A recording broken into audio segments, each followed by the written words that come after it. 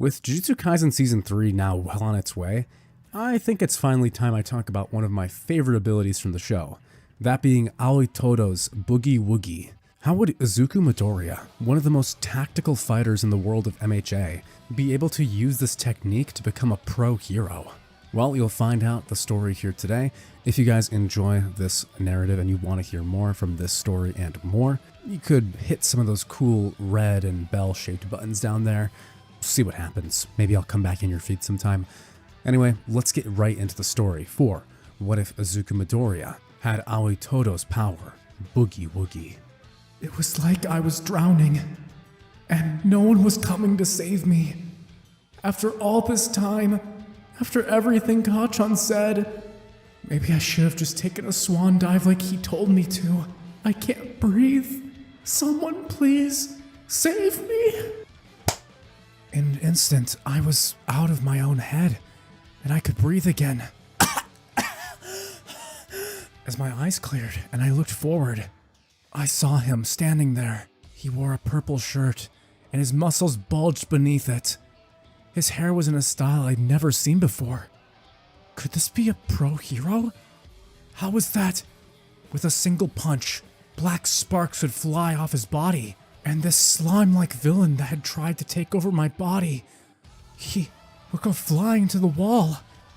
He had a long scar running down the side of his face, but his eyes, they were definitely kind. And his next words were, "Hey there, man. What's your name?" It's Izuku Midoriya." Alright then. I just got one question for you. What kind of woman is your type? Well, that's... Come on, spit it out already. You're killing me here. Izuku's face would blush a deep red.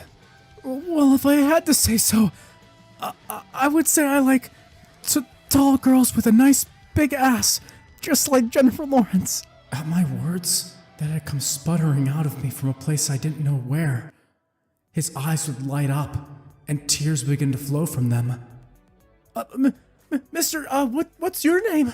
I didn't get the chance to ask you. Oh, and thank you so much again for saving me. Deku would bow to the man, but instead, what he would receive instead of a name is a clap on his shoulder. My brother, you truly are one of a kind. Izuku would look up. At these words, the man had vanished. Hello? Where did you... In the next moment, a crash could be heard outside, and the road would rumble. The next thing Izuku would see would overwhelm him. Is that... All Might? It was unmistakable. Izuku had seen this man play on his monitor every night for years. His golden locks would shake, shimmering in the light, passing underneath the bridge.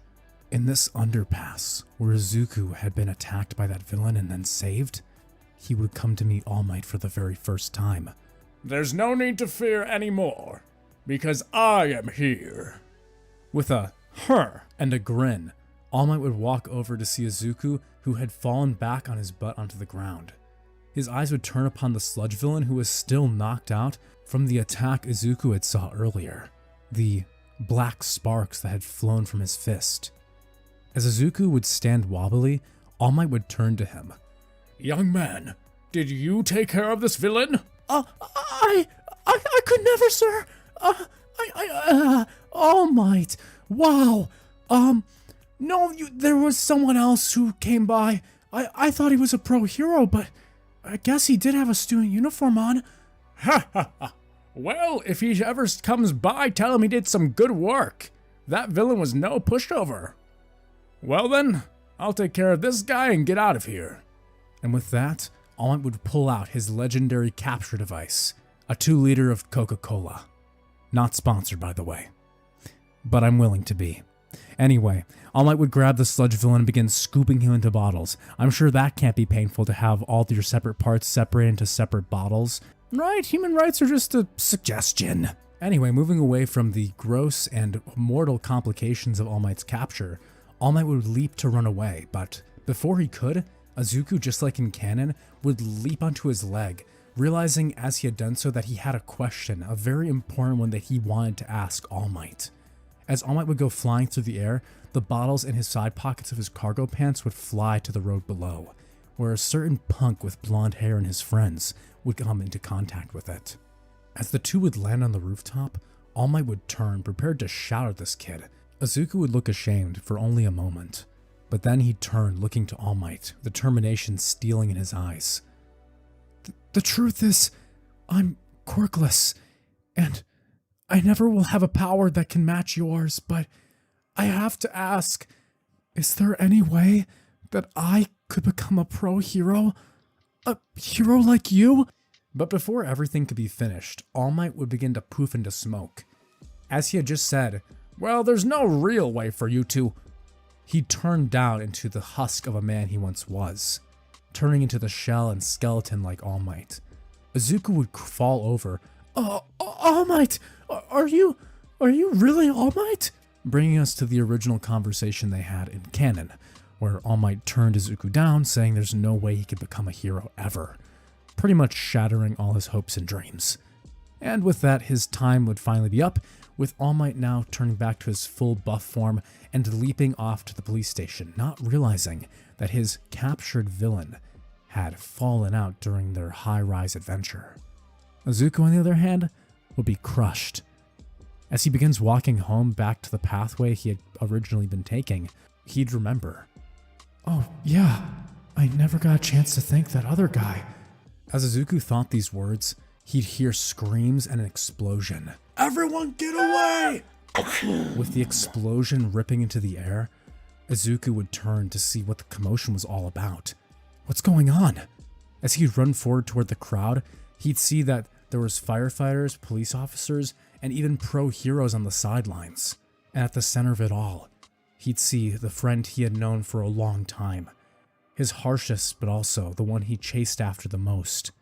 The blonde-haired Katsuki Bakugo, Kachan, being attacked by the sludge villain, the same villain that had almost gotten him earlier, before that guy with the braids had shown up and saved him. Izuku's body would move without him even thinking. He didn't care that he was quirkless. He didn't care that he was weak. He saw his best friend, Kachan, was dying. And he wasn't just gonna stand there and watch. Not like everyone else. His legs would move before he could even think, as he ran forward past the crowd into the destruction. The pro heroes would shout, saying, "Hey kid, be careful!" telling him to get back. But as he approached, something like an instinct would roar inside him. A spark of blue light would ignite in his own mind, and he couldn't help but bring his hands together to meet this instinct. Izuku would clap his hands, activating Boogie Woogie for the first time. Its name had ignited inside him. It was like it had always been there, something that he had just been waiting to uncover. But he never felt like this before. As energy filled his entire body, at the moment he clapped, he'd be staring at one of the fire extinguishers from the firemen behind Bakugo on the other side of the destruction. And as he stared back at Kachan, the two would switch. Almost instantly upon activating Boogie Woogie, the fire extinguisher would explode inside the sludge villain, causing it to begin coughing as it falls backward, wondering what happened, thinking he had such a tight grip on that kid, the one with that unusual explosive quirk. The sludge villain's vision would change, now again noticing this green-haired brat. Wait, it was the same kid from earlier. Was that his quirk? That's how he escaped. So he must have been the one to knock me out last time too, before I got captured in those plastic bottles. I'll take you out here and now. And with that, he'd throw the remains of the fire extinguisher towards Izuku. Once again, Izuku would clap. The shrapnel of the fire extinguisher, which were going to barrel into Izuku's flesh, would switch with him. As they'd slam into the ground, Izuku would get pushed backward, the momentum of the fire extinguisher following him as he'd skid back on his gym shoes, killing the momentum. There'd be steam coming off the rubber from how fast he'd been moving. Bakugo would finally have come to his senses as his eyes would widen. Izuku?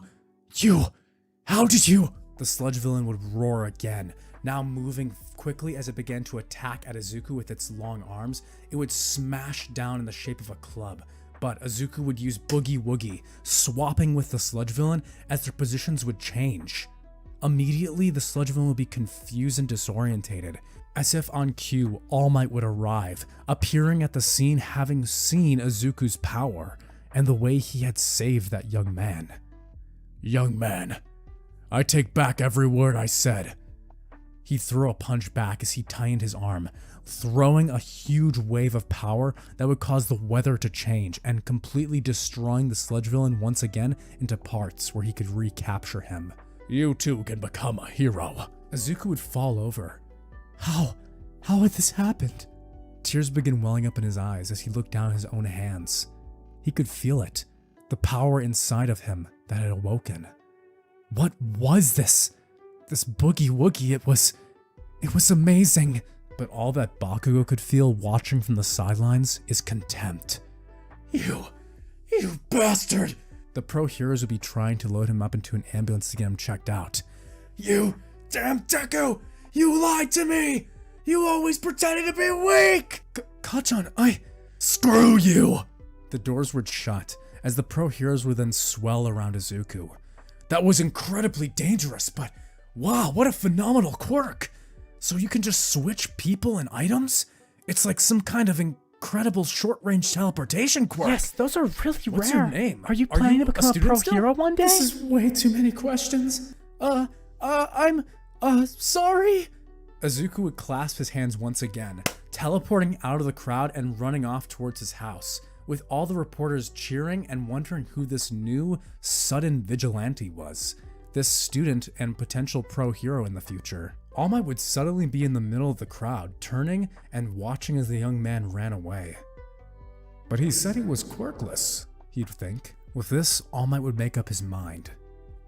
A few minutes later, after getting away from the reporters and everything being wrapped up, he'd find the young man, standing in front of him once again in his smaller form, now debuffed in his regular, non-Small Might form. He'd say, "Young man, I changed my mind from what I said earlier. You too can definitely become a hero." Izuku, hearing the words from All Might, would fall to his knees. I can become a hero? Yeah, of course you can. Why didn't you say you had such an incredible power like that? Were you just trying to mess with me or something? Well, I saw what you did. Why did you go save your friend back there? He didn't seem too friendly to you. Izuku would quickly correct All Might's misnomer. No, All Might. It's not well, I thought I was quirkless. Well, it's hard to explain, but I wasn't lying to you earlier. I swear. And that was my friend. I just couldn't watch him standing there. I had to do something, and before I realized it, my legs moved on their own. There are tales from many heroes about how they became great. But one thing common among almost all of them is that their bodies moved before they could think, before they could react. You did a great thing today, young man. Now tell me, what is your name? It's Izuku Midoriya. Well then, Izuku Midoriya, I have an offer I want to propose to you. The truth behind my power is that it can be passed on. Izuku would watch as All Might holds his hand out in front of him, the rainbow energy we saw from that episode beginning to swirl. The power of one for all. A quirk that gets passed on to other people to become stronger. And from what I've seen today, you've got exactly what it takes to become the next greatest hero of all time. And with that, things would begin to align.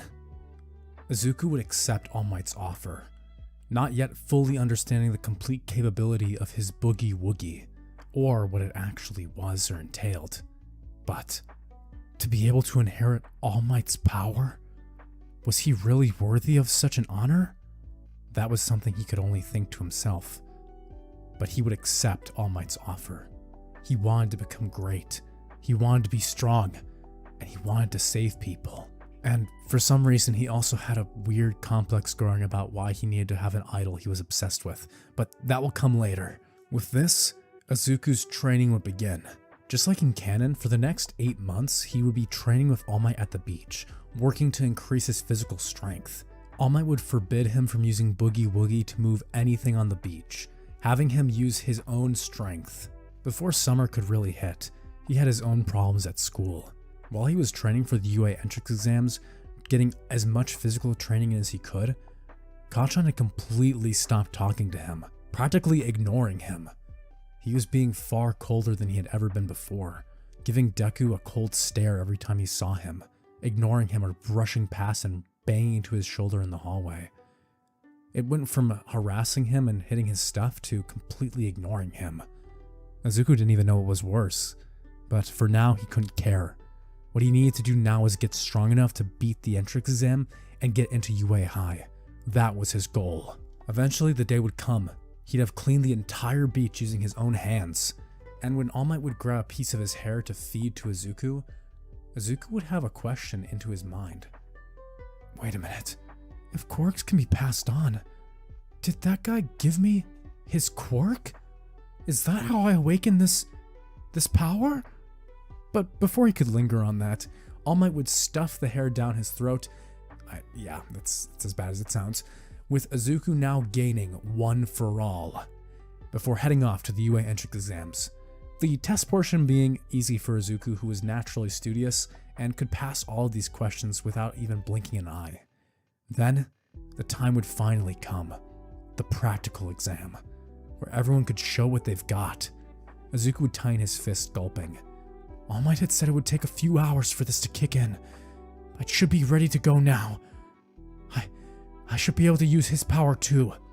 But unlike Boogie Woogie, where the strength had manifested into his mind, all that All Might had said was that he needed to tighten his buttocks and yell out with all of his heart, whatever that meant. He was kind of hoping it would come to him in a moment of battle, just like Boogie Woogie had. During the 8 months of training, outside of his training of All Might, he had been practicing with his ability, his inherited ability from that strange man, the one who had apparently approved of his type, whatever that meant. During the day and when he was at home, he'd use Boogie Woogie to switch himself with mundane objects. He'd even begun thinking of different techniques using the properties of the momentum transfer that he remembered from the sludge villain fight, though he hadn't actually used any of those yet. It'd be pretty difficult since he didn't have to actually fight anyone. With present Mike announcing the buzzer and START! Everyone would leap into action. Namely, Tenya Ito would be at the front, his incredible speed leading the pack. Izuku would simply smile though. That's exactly what I've been waiting for. With a clap of Boogie Woogie, he would teleport switching with Ida. Ida would be back at the start, like he had never left while everyone else was now in the ring. Sorry, Izuku would call out as he began running after the robots himself. Ida would be slightly infuriated, but Izuku had gotten him back for his comment at the start, wondering if he really was capable of being here at this event. Izuku would run down the streets looking for robots. There was only one method he could use right now without relying on All Might's power yet, since he didn't know how it would work. Izuku took 2 robots and got them to chase him. With one attacking him, he'd switch himself with another robot, the 2 robots beginning to basically fight each other, with their blows being transferred to the other one, with Izuku using Boogie Woogie to teleport between himself and the other 2 robots. The announcers and those watching the exams would be impressed with his ingenuity, seeing how he's taking such a tactile quirk and using it for combat. "Oh, I recognize him," Nezu would say. He'd stand up, putting his hand in his fist. "I heard about him from that incident with All Might last year, about a student who had a teleportation quirk. How marvelous that he's attending our school. I'm sure he'll do great things." The rest of the teachers would nod too, the only one who would simply not respond being Aizawa, who would frown, though no one else knew why. Using this method, Izuku had actually racked up a fair amount of points. He wasn't doing bad, and he hadn't had to use one for all yet either, though he really did want to try it out. When the 0-pointer would be announced, that was when things went all haywire. Most of the small robots in the area had been destroyed already, and Izuku had to find more quickly. As he turned to run following the other students, he'd hear a girl shout out in pain. Isn't that... He'd remember her. That nice girl from before the exam started, who had caught him when he almost tripped when he was nervous. this time Izuku had the perfect ability to save her. Izuku would look around, desperate for anything, rubble, something small enough that he could teleport using Boogie Woogie with. But there would be nothing. As the foot of the giant robot would come down, Izuku would grit his teeth.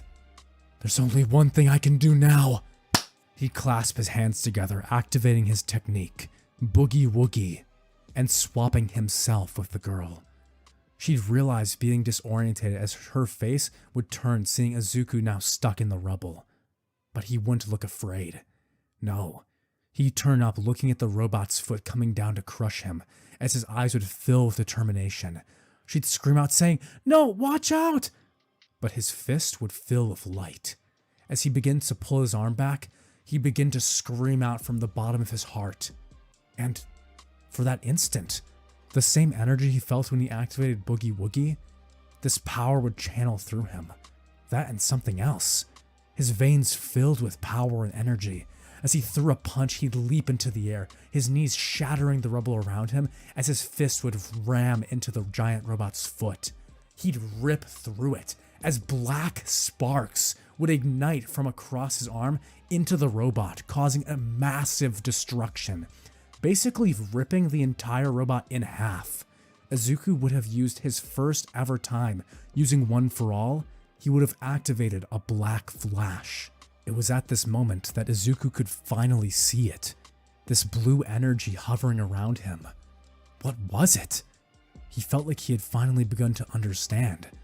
As the sparks of black covered the robot, One for All's strength would rip through his arm and his legs. The 0-pointer would fall backwards. The two halves of the robot crashing into the ground would be completely burnt out from the black flash combined with One for All. As Izuku began to flail his arms and legs, he'd wonder what he could do to save himself. There! Some of the rubble that had been solid pieces of road before had been shattered into smaller pieces, small enough that he could use Boogie Woogie on them. As he turned his hands to try and clasp them together, he'd realize that his other arm, the arm where he had used One for All, he couldn't even feel it. Oh gosh, no. Then I'll have to. He'd pull his fist back, but looking around, he'd wonder how he was going to get out of this. Damn it! He'd grab his other arm with his hand, pulling it together as he prepared to clasp his hands together, hoping against hope that he could somehow make it through this. Before he hit the ground, he'd slam his hands together, the two connecting as his energy would once again ignite. As he'd swap with a piece of rubble, that very stone would be enhanced by his momentum, flying down at his now broken body from above. Then she would run in time. Uraraka would slap the stone out of the air, clasping her hands together as it became weightless, barely even grazing him, as she then finally let it go as she pushed it off of Izuku. Both of them would be breathing heavily as the exam would finally be over, with Recovery Girl coming out and healing Izuku's wounds. Izuku would be fully recovered, but he would still feel a numbness in his arm and legs. That was a crazy amount of power. And there was something else there too. Something interacted between Boogie Woogie and One for All. I wonder how that even happened. Izuku would go home worried that he hadn't gained enough points, but thankful that he had managed to save that girl, even if she had to save him again at the end. And finally, a few weeks later, a letter would come in the mail, Izuku's mom running into the room. Izuku dear, you got a letter from UA. He'd gulp, grabbing the letter as he'd rip it open. In his room, the hologram would appear. And there he stood. All Might would have let Izuku know that he had made it into UA. And he even scored the top amount of points in the year, saying he had actually received extra points for saving a fellow classmate, and that the girl had even gone to tell the committee that he had saved her and asked if he could gain some extra points from hers, due to her own inability to escape the situation, and how that boy had chosen to save her instead of prioritizing his points. She thought that was pretty heroic. Izuku would blush and cover his face. Oh, this is almost as embarrassing as that time I talked about Jennifer Lawrence. What did you say? What? This is an audio call? Ha, just kidding. This is a recording. Whew. Almost scared me. Izuku was congratulated on getting into UA, and with that, his first day of school would rapidly approach. With his uniform in, The time had finally come. As he walked into the school gates, making his way toward Class 1A, the class he had been assigned as a hero course member, he gulped with pride. I'm finally here. After all of that work. All Might, purple shirt guy. We did it. He'd opened the giant door, wondering why it's so huge. As he'd finally run into his new classmates, he'd see Ida, the guy with the speed quirk, who he had unfortunately used as a victim during the exam, would be preoccupied with harassing Bakugo Katsuki, Kachan, who had his feet up on the desk. This is a place of learning. I will not have you sully our location with your manners. Who died and made you king? How dare you? I do not believe in a rulership system like that to begin with. He'd see another kid with half red and half white hair, and the scar on his red side would remind Izuku of the man who had saved him, of Purple Shirt Guy. It was then finally that Ochako Uraraka would arrive, saying, Hey, you're the kid who saved me. Thanks. I'm so glad you got in. I was really worried about your points after that. So what's your deal? Do you have super speed or something? Did you grab me and pull me out and then somehow get back under the foot? Or what was the whole deal with that? It was crazy. Because then you went like kaposh and then it went like pah. Wow, a girl's talking to me. Izuku's thoughts would be interrupted by a strange caterpillar-like creature which would cause him to scream out. The yellow creature would reveal itself as their homeroom teacher, Aizawa. Mina, Kaminari, Kirishima, and Mineta and the others, Koji and everyone else, would take their seats, with the strange man pulling up his yellow sleeping bag and pulling out the gym clothes with the sizes of all of the students. Before Izuku could think about that for too long, the man would say, "Alright, brats, put these on. We're gonna go skip orientation today." What? But we're all supposed to go. Yeah, I know. I'm not a very good teacher, okay? I do things that I want. Whenever I want. Well, that's super creepy. Why does he have all of our sizes? Sure. With that, the rest of the class, including Izuku, would head outside, changing into their slightly filthy gym clothes. They would have a weird smell to them. Oh well, best not to think of it too much. As Izuku and the others would begin, they would have their training test, with everyone needing to prove their strength, and the bottom, the weak, would be culled. With this announcement, Izuku would gulp. Another test determining if he could even stay here already? Well, he'd give it his all. For most of the events, Izuku couldn't really do anything. For example, the running event. He couldn't switch with another participant, and unless he had an item, he couldn't use Boogie Woogie to get to the end super quick. So how was he supposed to move faster? Should he have used One for All? Well, with his base strength from the beach training, he wasn't in the bottom. But still, it was nothing impressive. Bakugo would scoff. Of course you're gonna be an average loser nobody. I guess this is where they kick you out, huh, Deku? I had nothing to worry about, he'd say smugly. Izuku would hold his tongue. I'm gonna score really high on some of these later events. And he was right.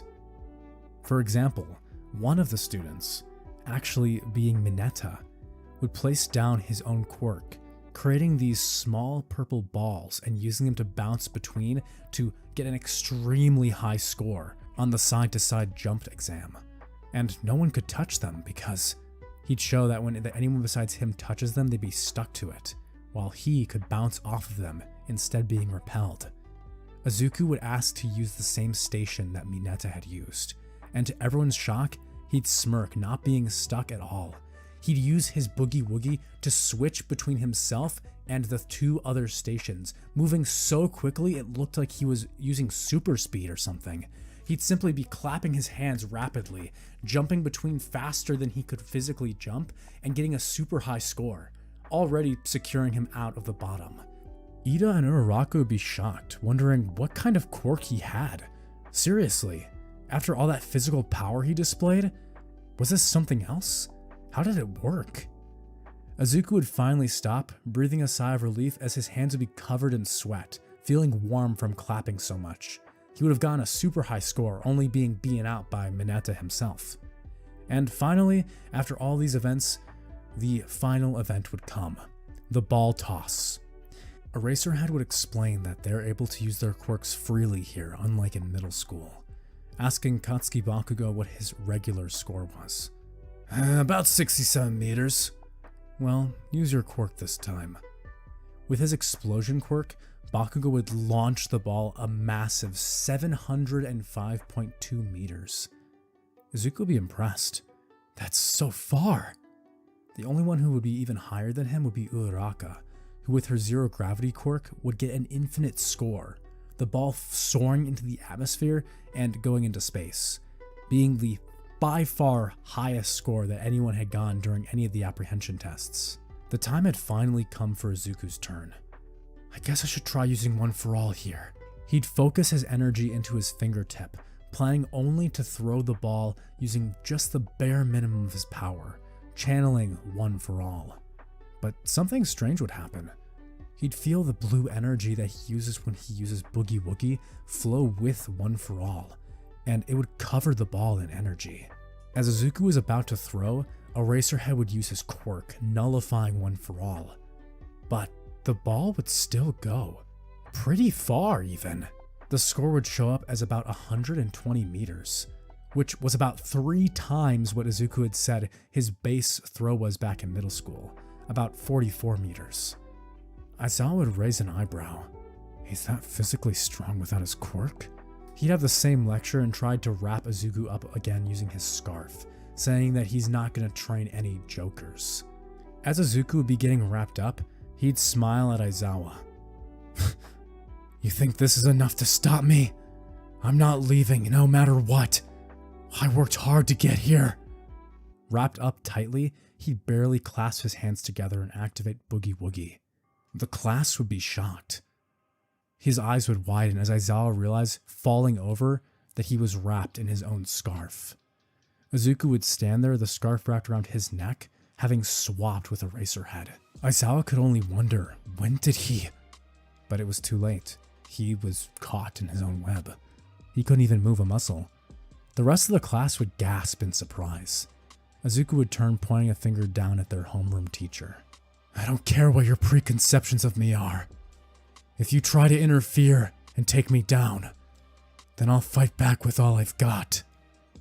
At this last word, he looked back up to Bakugo, who'd grit his teeth, feeling challenged by this useless Deku. Izuku would walk over and untie Aizawa, who would quickly pull his scarf back to him, looking both fearful and confused, but above all, he was irritated. Some student, someone of this age, was able to get the jump on him? A pro? I gotta keep an eye on this one. He still had no idea how Izuku had managed to swap with him. He had been staring at him the whole time. Was that a mutation type quirk? Or a base physical ability? That doesn't make any sense though. I was certain he was a stock type. Aizawa would cough out, saying that due to him losing on this one, he'd look annoyed at Izuku. We'd call it even. Everyone passes today. You all did well. Class is dismissed. With that, Aizawa would go have his conversation with All Might, and Izuku would begin packing up and heading home, when he'd be bumped into by 2 people from his class, Ochako Uraraka and Tenya Ida. They both began complimenting him, saying how well he did out there, and that he did awesome when he kicked that teacher's butt. Neither of them had ever seen a pro hero be surprised like that before. He was awesome. Izuku would blush, scratching his cheek. Ah, thanks guys. By the way, Uraraka would ask, is Deku like your name or something? Or maybe a nickname? Anyway, it sounds cool. Would make a great hero name. You think so? I was thinking something like Switcheroo, but maybe Deku is better. And with that, Izuku's first day as a student at UA would come to an end. It had been a really long day, but despite myself, I had even used my power to show a teacher I wasn't someone to mess with. After he had looked down on me, everyone in class seemed impressed with me too. And that nice girl talked to me again. So it had been a great day. Things had been looking up, although Kachan still wasn't speaking with me. Well, I guess that's better than him blowing up my stuff. Still, I should really try to talk to him. The next day. During class today, they had us show sketches of our hero costume, and I even talked to my mom about it too. I think something's gonna happen, but I changed my mind quite a bit. See, as a kid growing up, I always thought I wanted to be just like All Might, but after I met him, well, things had started to change for me in a good way. I almost feel like I had to honor him. So, my design changed a little bit. Still, I'm really excited to see how it turns out. I wonder when we actually get our own hero costumes. And finally, the day had arrived. All Might was actually teaching at UA High. When Izuku found this out, he was thrilled, getting to be so close to his favorite hero and his master who had been training him ever since that day with that incident 8-9 months ago. Izuku was thrilled, and he was even more excited when he'd finally seen his new costume.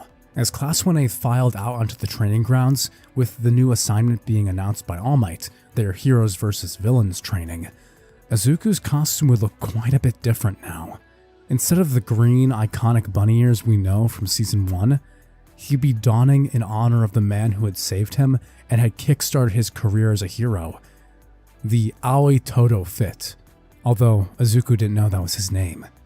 Izuku would come out wearing a Yankee-style baggy pants with a white belt, a dark purple shirt, and a black collared jacket.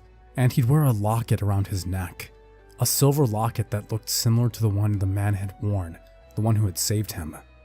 Inside was a picture of his mom and him when he was little, and on the other side, a picture of All Might, his idol who had inspired him from the very beginning.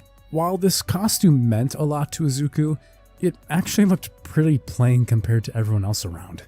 Izuku looked seeing the unique costumes that were designed to be iconic from everyone else. He turned and saw thankfully that himself, Kaminari, and Shoto, that being Todoroki, would be the only ones wearing relatively normal clothing. Everyone else was pretty dazzled up. Although while Izuku's clothes mainly looked like streetwear, he did have one accessory, something he had requested custom from the hero course that himself and his mom couldn't make themselves. It was a special support item that he had requested. Izuku would look down at his right wrist. He'd feel the silver bracelet. It was kinda heavy, but after all that training that he put in, after all that work, it was nothing. All Might would finally come out saying, "Now you look like heroes. Excellent work, everyone. Now let's get into the training room and start our mission." All Might would explain the rules of today's practical exam. The class would be split into two teams, heroes and villains. You guys know the gist. Eventually the teams would be picked, with each of them being told their assignment, the villains having to protect a bomb, which would be causing destruction in the city, and the heroes who had to capture it or defeat the villains by capturing them. Either or, they would be able to pass, giving them 2 win conditions. Izuku was happy to see that he had been randomly drawn onto the same team as that nice girl, Uraraka, although he'd frown when he saw who he had to participate against. Meanwhile, Kacchan, or Bakugo, would turn. He'd have a menacing grin as he glared up at Izuku. When had he gone so tall? Izuku would turn back, his eyes matching the stare of Kacchan. As the matches would begin, it would be Izuku and Uraraka's turn versus Bakugo and Ida. Well then, Bakugo, as you know, that Midoriya has a rather powerful quirk, the ability of his to switch places. Teleportation's a nasty quirk to fight against. We'll have to be on our wits and work together to overpower him. Not to mention Uraraka with that gravity quirk. She could be quite a menace as well with their teamwork. Bakugo would laugh, saying he's gonna go take out Deku by himself. Screw off, Metalhead. Metalhead? What? Where does this come from? I'm your teammate, you know. Such disrespect. But the bickering had already begun. Meanwhile, Izuku would be working with Uraraka as they enter the building. Alright, I think that the two of us should work together. My quirk, well, Boogie Woogie, is strong especially when I have a teammate. He'd squeeze his fist. While I do have above average physical power, Uraraka would give him the slightest side eye. Slight. I still would prefer to work with someone else. The worst case scenario is me versus Kacchan in a 1v1. He's always been super strong, and with his speed and reflexes, I'm sure he might be able to adapt to my technique quickly. Even if I swap us rapidly, there's a chance he can still overpower me. He'd tighten his fist. If we work together, that won't happen though. So ideally we stick together. Due to Boogie Woogie, Izuku's method here would change drastically. He would think that they actually have a shot of beating Bakugo if a 2v1 were to happen. Welcome to my jumping academia. As Bakugo would have left Ito to protect the bomb, he'd head down to face Uraraka and Izuku. Izuku would tell Uraraka that he would protect her no matter what, holding his hand out in the same way that Todo had for him, protecting him from the sludge villain. In this way, Uraraka's eyes would light up as she'd see Izuku in a different light. This guy's kinda cool, huh? As the two would face down Bakugo, Uraraka would prepare the capture tape. Uraraka, are you ready? Yeah! Deku, I knew you'd be down here. Come and fight me like a man. Or were you gonna make your little girlfriend fight me for you, huh? Girlfriend? Uraraka would stutter. What? No, we're just friends, Izuku would say, quickly panicking. This is what Bakugo had been waiting for. He would take this opportunity to leap forward, blasting explosions behind him as he powered his speed. But Izuku would quickly gather his bearings. As Bakugo leaped toward him, Izuku would quickly clasp his hands together. Activating Boogie Woogie, his own place with Bakugo would swap. This would be the second time that Izuku had used his technique on Kacchan, and he would remember this disorientating feeling. As he'd keep blasting forward from his momentum, he'd almost slam into the wall behind them. He'd quickly move his hands in front, propelling himself with his explosions to stop the impact. As he slightly tapped into the wall, he'd turn irritated. Deku, that's one hell of annoying power. It's perfect for a brat like you. Kacchan would turn to attack Uraraka. He'll take her out first, and then focus on me, making it a 1v1. That I won't allow. He'd use Boogie Woogie, swapping places with Uraraka as Bakugo was about to attack her. Immediately, Izuku would catch the blow of his hand, covering his fist with the blue energy that he'd noticed after he had used Black Flash. He could clearly see it now covering his body. It was easy to manipulate. With a little bit of mental force, he was able to strengthen his fist. Although he had to be careful. If he focused too much, it was possible for him to activate One For All with this power, since they felt very similar in their activation. Izuku would catch Bakugo's blow, hardly even flinching.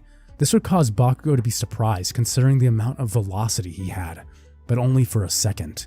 Izuku would lean forward, throwing a jab towards Bakugo's face, but Bakugo would dodge back, leaning backwards as he'd grab Izuku's arm and try and throw him.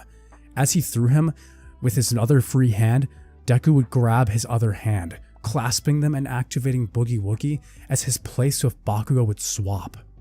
Bakugo would be the one getting thrown.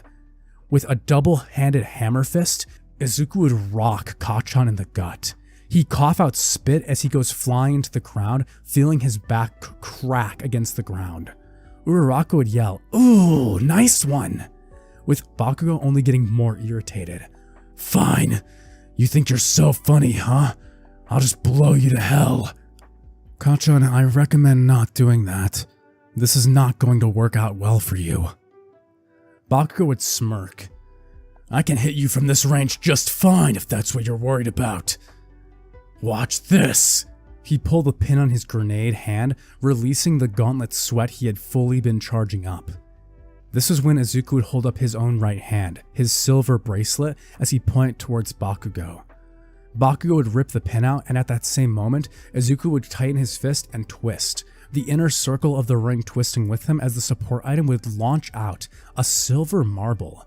The marble was roughly an inch in diameter, and it was made of steel. It was relatively heavy. As it went flying past Bakugo's ear, he'd laugh, saying, "You missed," as the roaring explosion would fly towards Izuku and Uraraka. Deku would bring his hands together, saying, "Oh, I hit my target." He'd clap his hands twice, swapping the marble with Uraraka and then himself with Bakugo. In a mere instant, their places had been swapped. Izuku would turn, watching the explosion roaring behind him, as in that split second, Bakugo would be fully impacted by his own explosion, shattering the building and the wall behind him. Beyond the pain, Bakugo could only wonder, how? How had he been able to activate his quirk so quickly? The secret to that was actually within One For All. Immediately as Bakugo launched that explosive attack, it was far too fast for him to react to normally. Using One For All and his blue energy, he was able to increase his physical power enough to where he could clap his hands in rapid succession, almost instantaneously swapping positions. Using this new support item of his, he was able to swap multiple people even without rubble. It was something he had noticed from during the hero exam, that if he had more items he could swap with that were of a small enough size, then he could have saved himself and Uraraka without getting hurt, or without having to fight that big robot. Though the 0-pointer had helped him out in the end. Bakugo would lie there, the back of his costume completely scorched, and he'd have third-degree burns laying in the dirt. He could barely move. The only reason he hadn't died was because of his natural resistance to his own quirk, but that would have been lights out. He had no idea that Izuku could move that quickly, or react to an attack of that speed. It was something he had underestimated. Izuku would casually walk forward as he pulls out the capture tape, wrapping it under Bakugo's chin and tightening it around his head, like a bow. Well, I guess I'll call that a wrap then. Bakugo would grit his teeth as he'd feel tears welling into his eyes. How had he been surpassed this quickly? He hadn't even gone to touch him.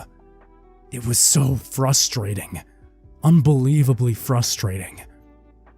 Izuku would turn walking away as he'd tell Uraraka that they have a bigger fish to fry. Bakugo would turn, with all of his hatred, he'd yell out saying that this wasn't over, Deku. Deku would turn again, facing Kacchan. This is an exam, and you just lost fair and square. So lay there and wait to be healed. There's nothing more to say. And with that, he'd walk off, leaving Bakugo to his own despair. The two of them would head upstairs where Ida was waiting for them. Uraraka would turn to Izuku as they'd nod to each other, looking to Ida. This one wasn't even worth fighting. He'd swap Uraraka with the bomb, and just like that, Izuku would touch it. Ida would howl in pain. I didn't even get a chance to fight. It was instantaneous. What was the point? I just stood here for 20 minutes until the end of the exam. Ida would simply stand there, watching as Uraraka was now where the bomb had been. The team would have won, with Uraraka giving Izuku a fist bump, admiring how cool and calculated he had been. It was like he was a completely different person than when they had just been talking casually in the classroom. In combat, he was impressive. Izuku was grinning from ear to ear, and flexing his fist. I didn't even hurt myself. I channeled a bit of One For All there too, although it wasn't nearly as much as I thought I had used. He'd look at his arms and hands. They looked a little bruised, but nowhere near the amount of damage he would have done to himself normally. Using the cursed energy that he had obtained from Boogie Woogie and Black Flash, Izuku had strengthened his body to a degree to where One For All wasn't able to completely shatter his bones and flesh. This was a huge step. He had no idea how or why Boogie Woogie had this physical enhancement, but he was going to use it. Having this power was pretty advantageous. He would go to Recovery Girl anyway just to heal him quicker, but considering what he had been through, this was way better.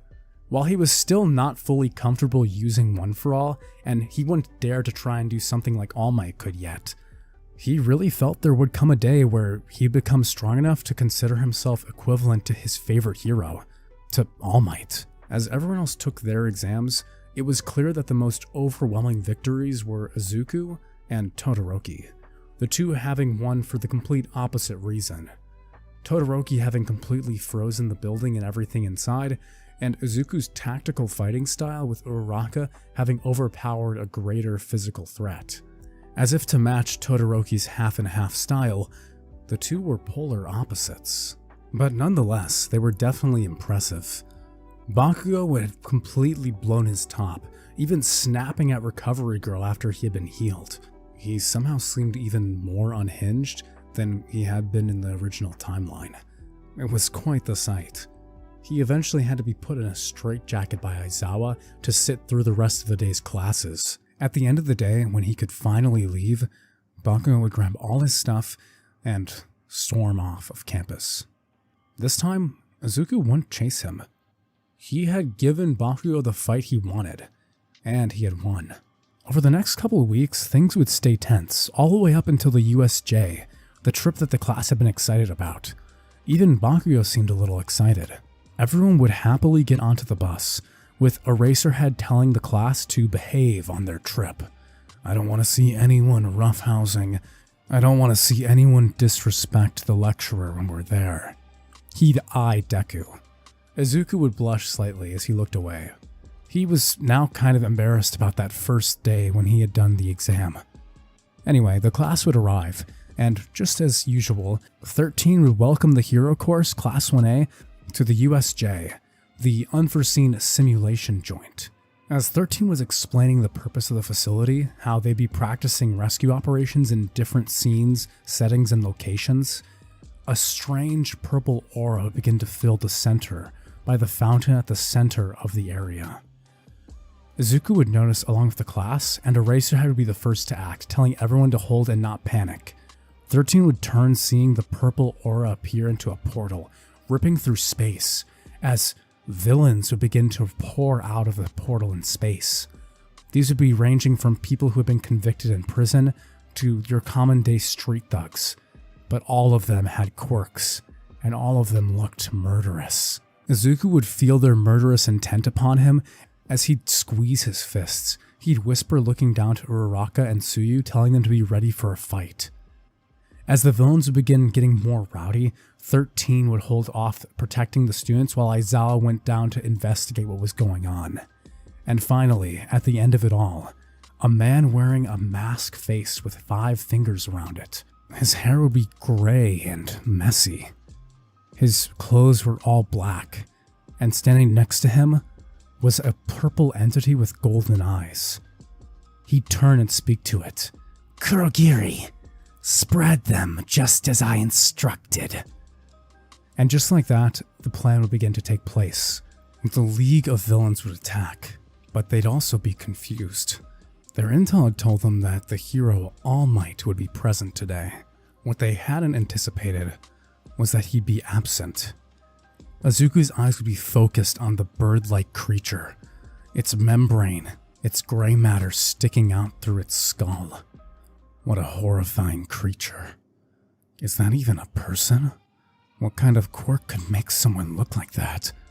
Izuku would wonder in his head, looking at the Nomu, although he didn't know that was its name yet. Kurogiri would attack, teleporting toward the students. 13 would once again try and use her quirk to protect them, using vacuum, using space. But once again, using a portal, Kurogiri would try to teleport the energy back behind 13. Izuku instead would teleport 13 away from her own attack. Realizing what was going to happen, he would save her, using Boogie Woogie to swap Kurogiri with her. Kurogiri would be surprised for a moment, thinking, what? 13 would be surprised too, feeling disorientated from the sudden shift in distance.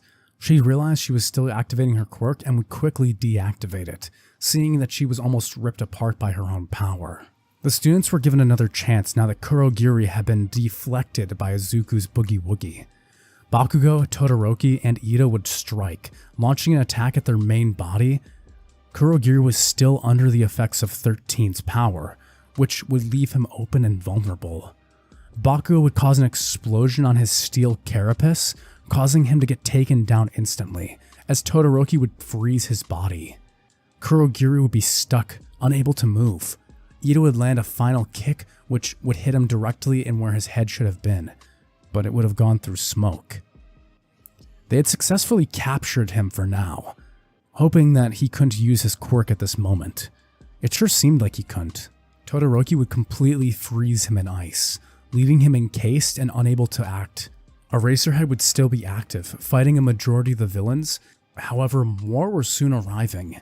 Since Kurogiri hadn't been able to separate the students, they'd begun to swim toward the center, move towards the center of the arena, and all close in on Eraserhead. He was clearly exhausted. Izuku would turn, looking at the others and 13. 13 was still in a good condition for battle, but if she left to join Aizawa, the rest of them would be in danger. He turned to Ida. Hey, Ida, I need you to go and find Professor All Might. We need to get him here as soon as possible. I can sense, well, something's telling me that that bird creature in the middle is way too strong for us right now. I'm not sure even I could beat it. Bakugo would raise an eyebrow. Like you're some big goalpost or something. Uraraka would give him a narrowed look, which Bakugo would not give a shit about. Anyway, Ito would follow Deku's idea, using his speed quirk to run from the incident and go and get All Might as soon as possible. They needed his help to take down this many villains regardless. Meanwhile, Izuku would turn back to the rest. As for everyone else, Bakugo, with his increased animosity, wouldn't even bother listening to him. Do what you want. I'm gonna go de-stress on some villain scum. He'd fly off using his explosions, chasing down villains to join Eraserhead. Izuku would sigh. He has no idea how to do teamwork, does he? Who would ever want to work with that guy? Anyway, he turned back to everyone else. We need to work together to assist Aizawa. Eraserhead's quirk is good in close quarters combat, but I'm actually amazed he can last this long. Everything I know about him would tell me that this sort of fight isn't advantageous for him. He's the kind to sneak up on enemies, but he's somehow keeping his own even out there, just by deactivating their quirks. Izuku put a hand on his chin. I have an idea. He turned to Todoroki and Kaminari. I have a plan, but it's going to require both of you to help. They nod, with Todoroki even listening to Izuku here, respecting him more than he had in canon at this point. 13 would order them to not fight, saying it's too dangerous, but Izuku would turn, telling her that that isn't an option. There's easily over 100 villains down there, and if they stand around, then Eraserhead is going to die. He would say it so matter-of-factly that she'd feel shook. Then I will... No, 13, you know that isn't an option. Once again, Izuku would have a plan. If they took everyone out, it's possible the villains would follow them. They also needed someone to keep an eye on this guy. He'd kick at the little glacier of Kurogiri. If he somehow escapes or gets out of here, then there's no way that he doesn't follow up with his plan, maybe even taking them out or teleporting them far away. They need to stay within quarters and keep an eye on him, as well as assist from the background. Izuku, with his tactical mind and his strategy, would place Yaoyorozu, Mineta, Mina, and the other more defensive fighters, including Aoyama and those with limitations to their quirks such as Sato, into this back line.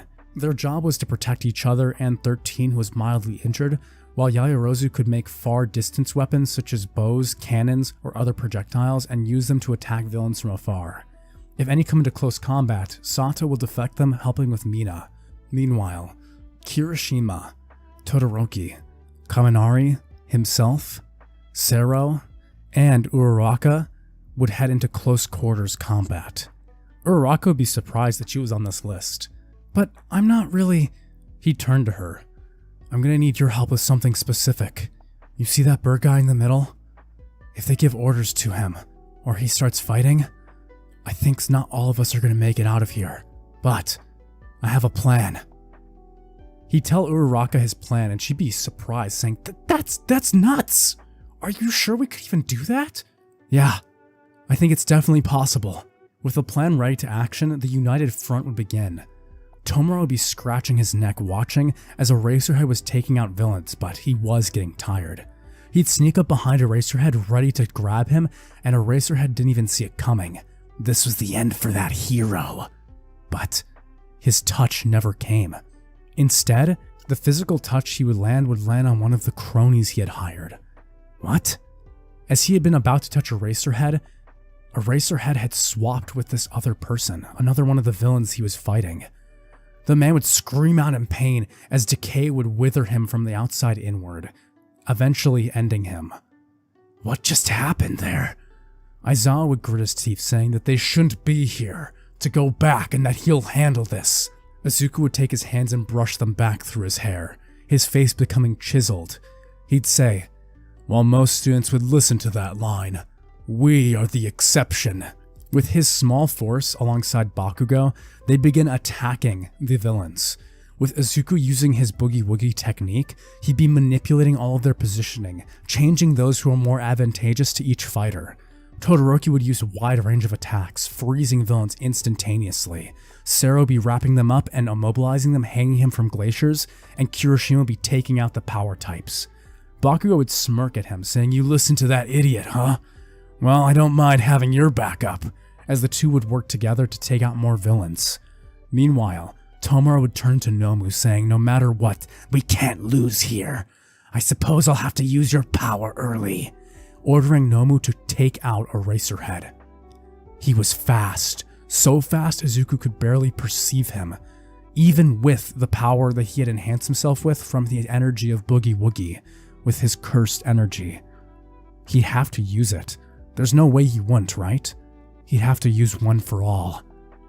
Uraraka and him would begin their plan. As Nomu threw a massive punch at Aizawa, Izuku would swap Aizawa with Shigaraki.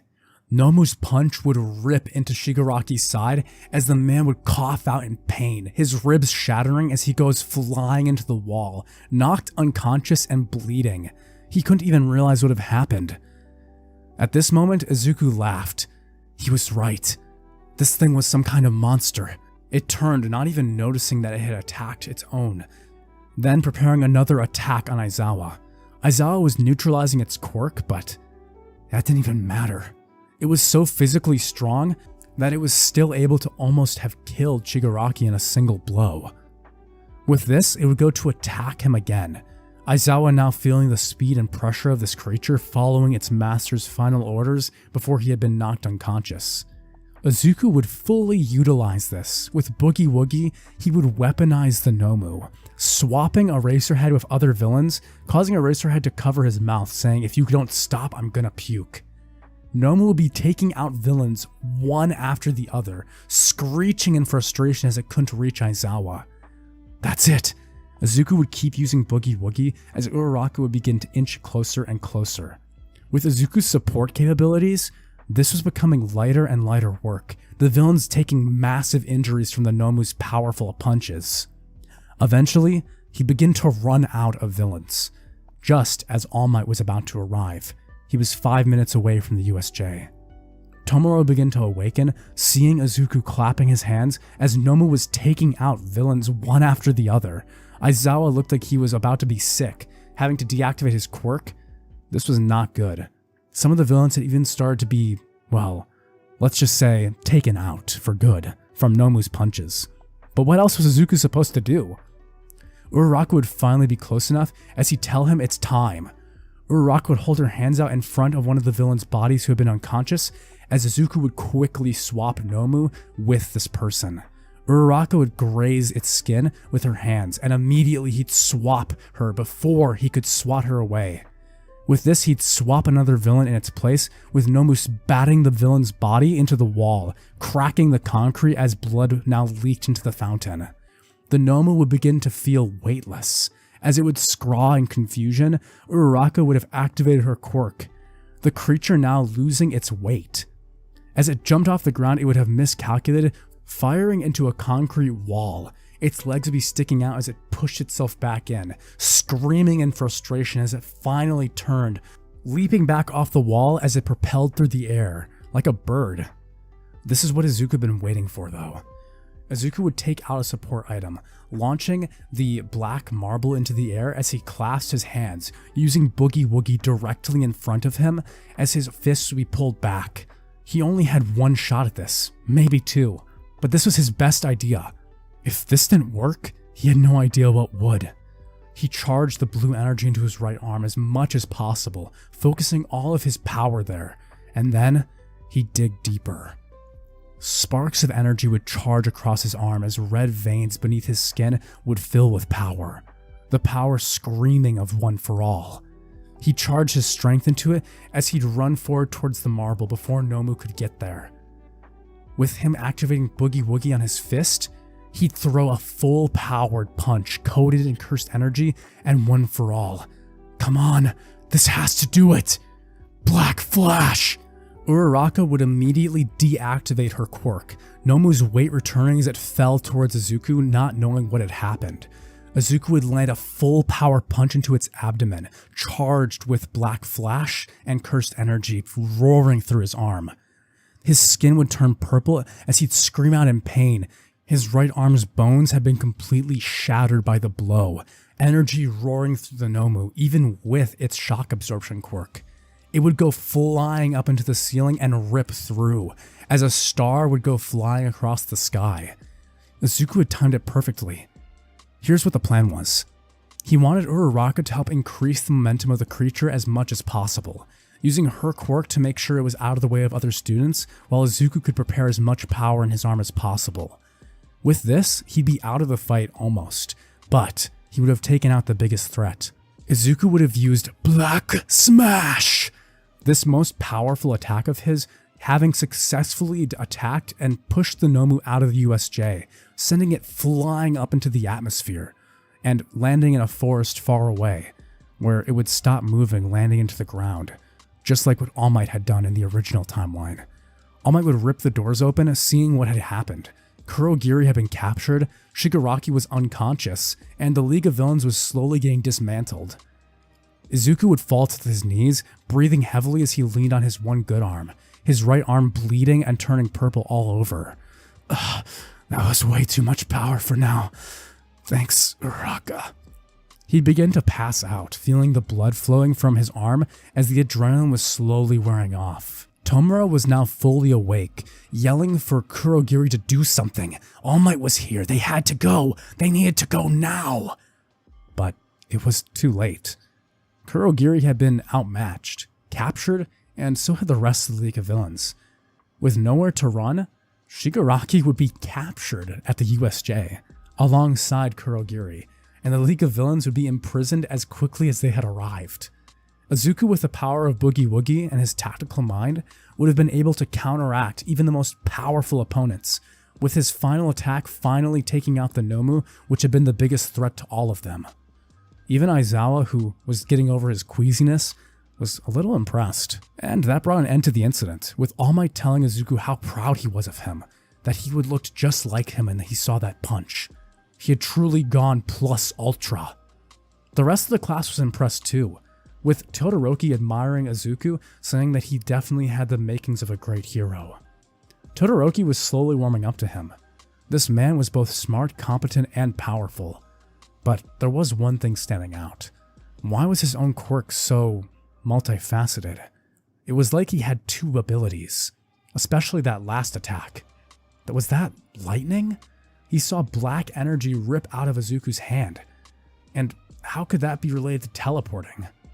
There was so much he didn't understand, but something did stick out to him. His form, it was like the glistening image of All Might. Had All Might had a secret child with someone with a teleportation quirk? And just like himself, Izuku had inherited both of them? Was he a half and half quirk type just like him? These thoughts began to be implanted in Todoroki's mind. Bakugo would have been agape, seeing Izuku take out that powerful villain. He would be frustrated to say the least. With everyone heading back to UA, Izuku would get treated by Recovery Girl, being told not to be so reckless. Although this was the second time, he still needed to be more careful about using such a powerful attack. Izuku would nod, mentally thinking to himself, I even used cursed energy to try and protect my arm, but when I had hit that black flash, along with that full power smash, I just lost it. One for All overpowered that energy like it was nothing, and that's why my arm couldn't handle it.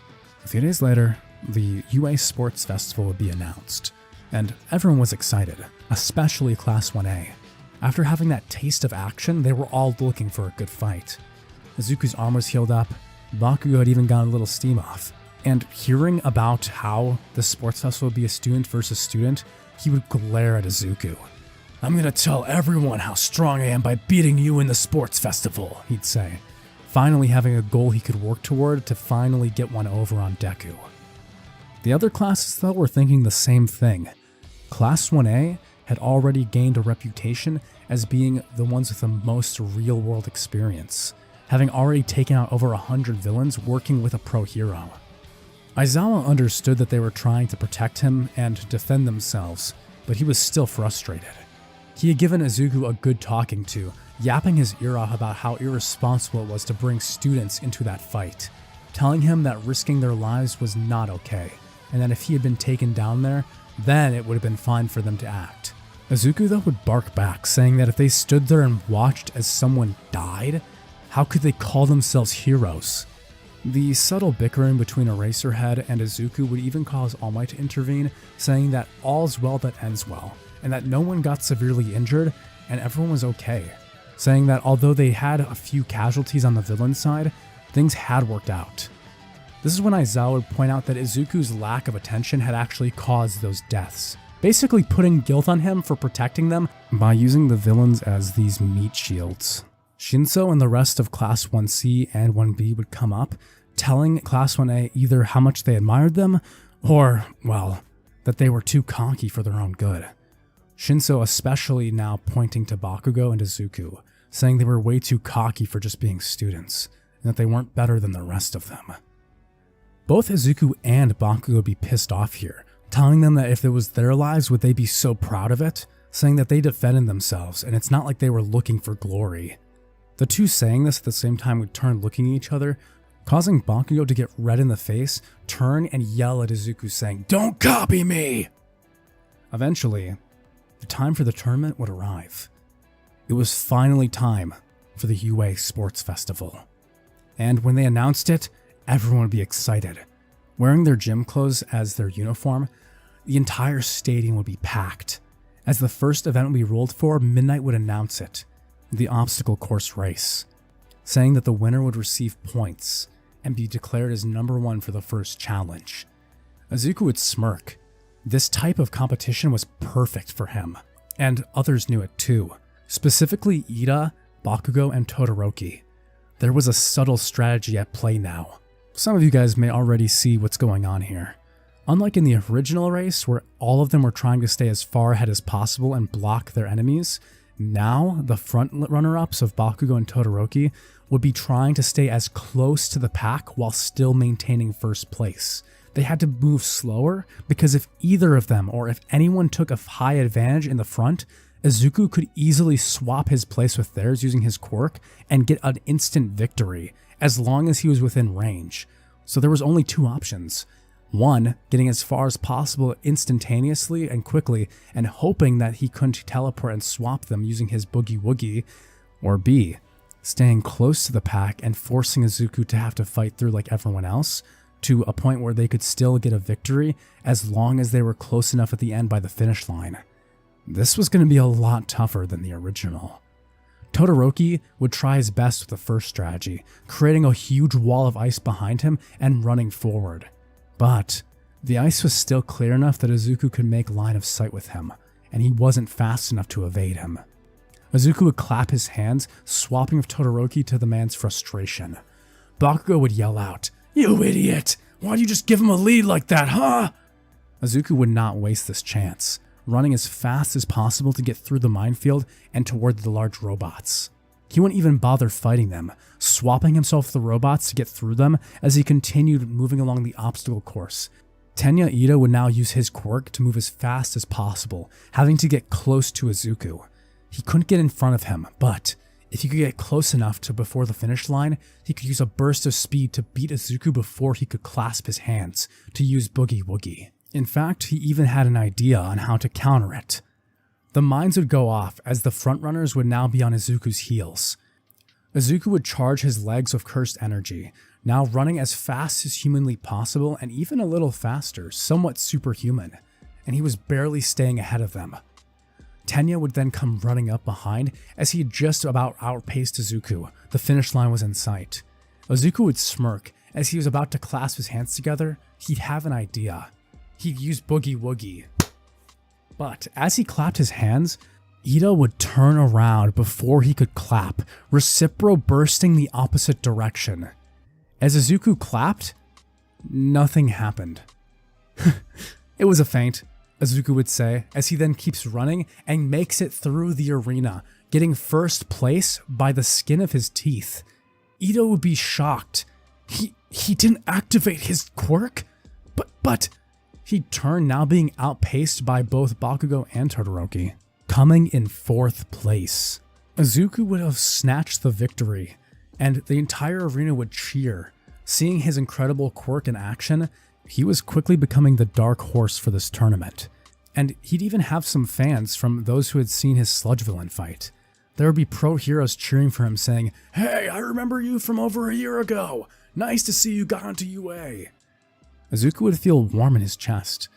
He felt so proud and happy. However, the victory would soon become sour, as Aizawa would grin, announcing the 1 million point headband on Izuku Midoriya.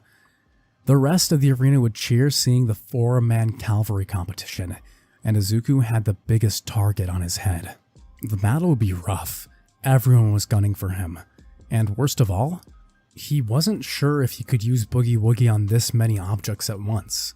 He had never tried it with this many people before, but it wouldn't hurt. As the fight began, he'd be rushed by 2 teams. He'd target all of them. 4, 5, 8, 6, 7, what? 13. At this moment, he'd clasp his hands, switching 3 teams around and causing pure chaos. Izuku would laugh. He wasn't sure he could do it, but it had worked. He had been able to swap multiple people, but it had taken a toll on him. He noticed that the blue aura, the energy around him, had depleted. He would need time to recover.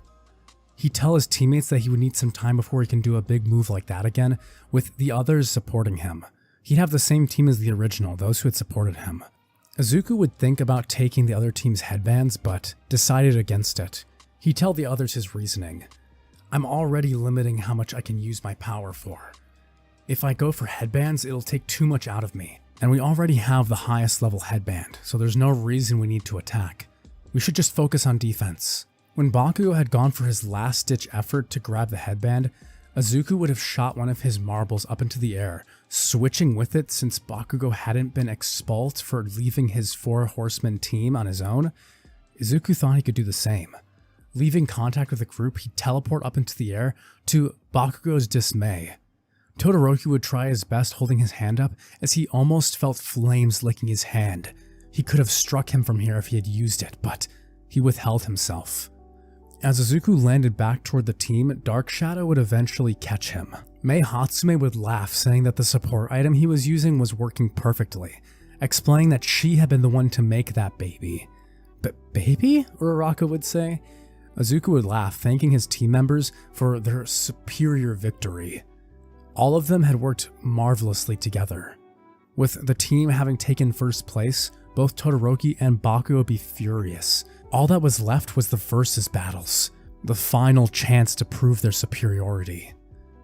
With this, Izuku's team would be far in the lead. It was here that he'd finally deem it time, and by he I mean Todoroki, to have a chat with Izuku. He would go to speak with him in the hall, asking him straight up, honestly, if he was actually All Might's secret love child or something. Izuku would blush. Me? All Might's what? No, that's fine. Keep your secrets if you want. I just figured I'd ask since my father's number 2. I'll see you in the battles. Todoroki would feel a twinge of sadness, but he didn't know why. He still hated his father. What would it have meant anyway, even if Izuku had admitted to being All Might's son anyway? What did it matter, other than proving that the genetic superiority of heroes was absolute? The fights would begin, and most of them would stay the same. However, the 2 early ones that I'm going to talk about would be significantly different. One would be Bakugo versus Uraraka. He would be far more aggressive, way more than he had in the original, which would cause outrage in the stands. Uraraka would have tried her best to imitate Izuku's strategy, using rocks and explosions from Bakugo to try and attack him with his own power, but just like in the original, she would get put down easily. Bakugo's explosions were simply too much for her, and she didn't have the quick ability or the thinking power as Izuku to use her quirk in a way to get close enough to touch him, much less defeat him. Uraraka would get grabbed by the hair and forced onto the ground. Izuku would tighten his fists as his eyes would narrow. He didn't think that Bakugo was such a jackass. As Uraraka would cry out in pain, this fight, with all of her work, her effort, she'd feel tears streaming down her face, knowing that she had lost. As President Mike announced the victory, the stands would yell in outrage, telling him he's no hero. What a jerk! Bakugo would yell out for them all to shut up, saying he'd taken the victory fair and square. Uraraka would still be lying on the arena, but Izuku wouldn't have it. He'd clasp his hands together, getting her out of there instantly. As she appeared next to him in the seats in the stands, his hands would be together. Oh, Uraraka, She'd be in tears, but she wasn't just sad or upset. She was angry. I tried everything, but I just couldn't win. She was frustrated. Izuku would smile. He was worried that she would have lost confidence or been afraid that she couldn't be a hero from this fight, but it seemed that this had lit a spark in her more than the one in the original had even. She was mad, upset that this guy who she had easily taken out with Izuku's help had been so much more powerful than her. It really put everything into perspective. Izuku would put his hand on hers, telling her that she did an incredible job, and that if he gets to fight Kacchan in the finals, he'll embarrass him just for her. He'd give her a smirk, a confident one even. Uraraka would blush, thinking, oh, wow, I didn't know it'd be this nice to be comforted by him. But it wouldn't last for long. The other fights would take place quickly, and in no time at all, it was Izuku's turn versus Shinso. Just like in the original, he would have heard a warning from Ojiro telling him not to speak to Shinso no matter what. Izuku would raise his eyebrow asking what he meant, with him explaining what had happened to Shinso and him when he had been talking to him once and how he had lost memories of that conversation. Izuku would take it into consideration, smiling and saying that he'll do his best. As the fight would begin, Shinso would begin mocking him, trying his best to get Izuku to say something, but nothing was working until he began to make fun of Ojiro, saying that after everything, that foolish monkey thought he could beat me.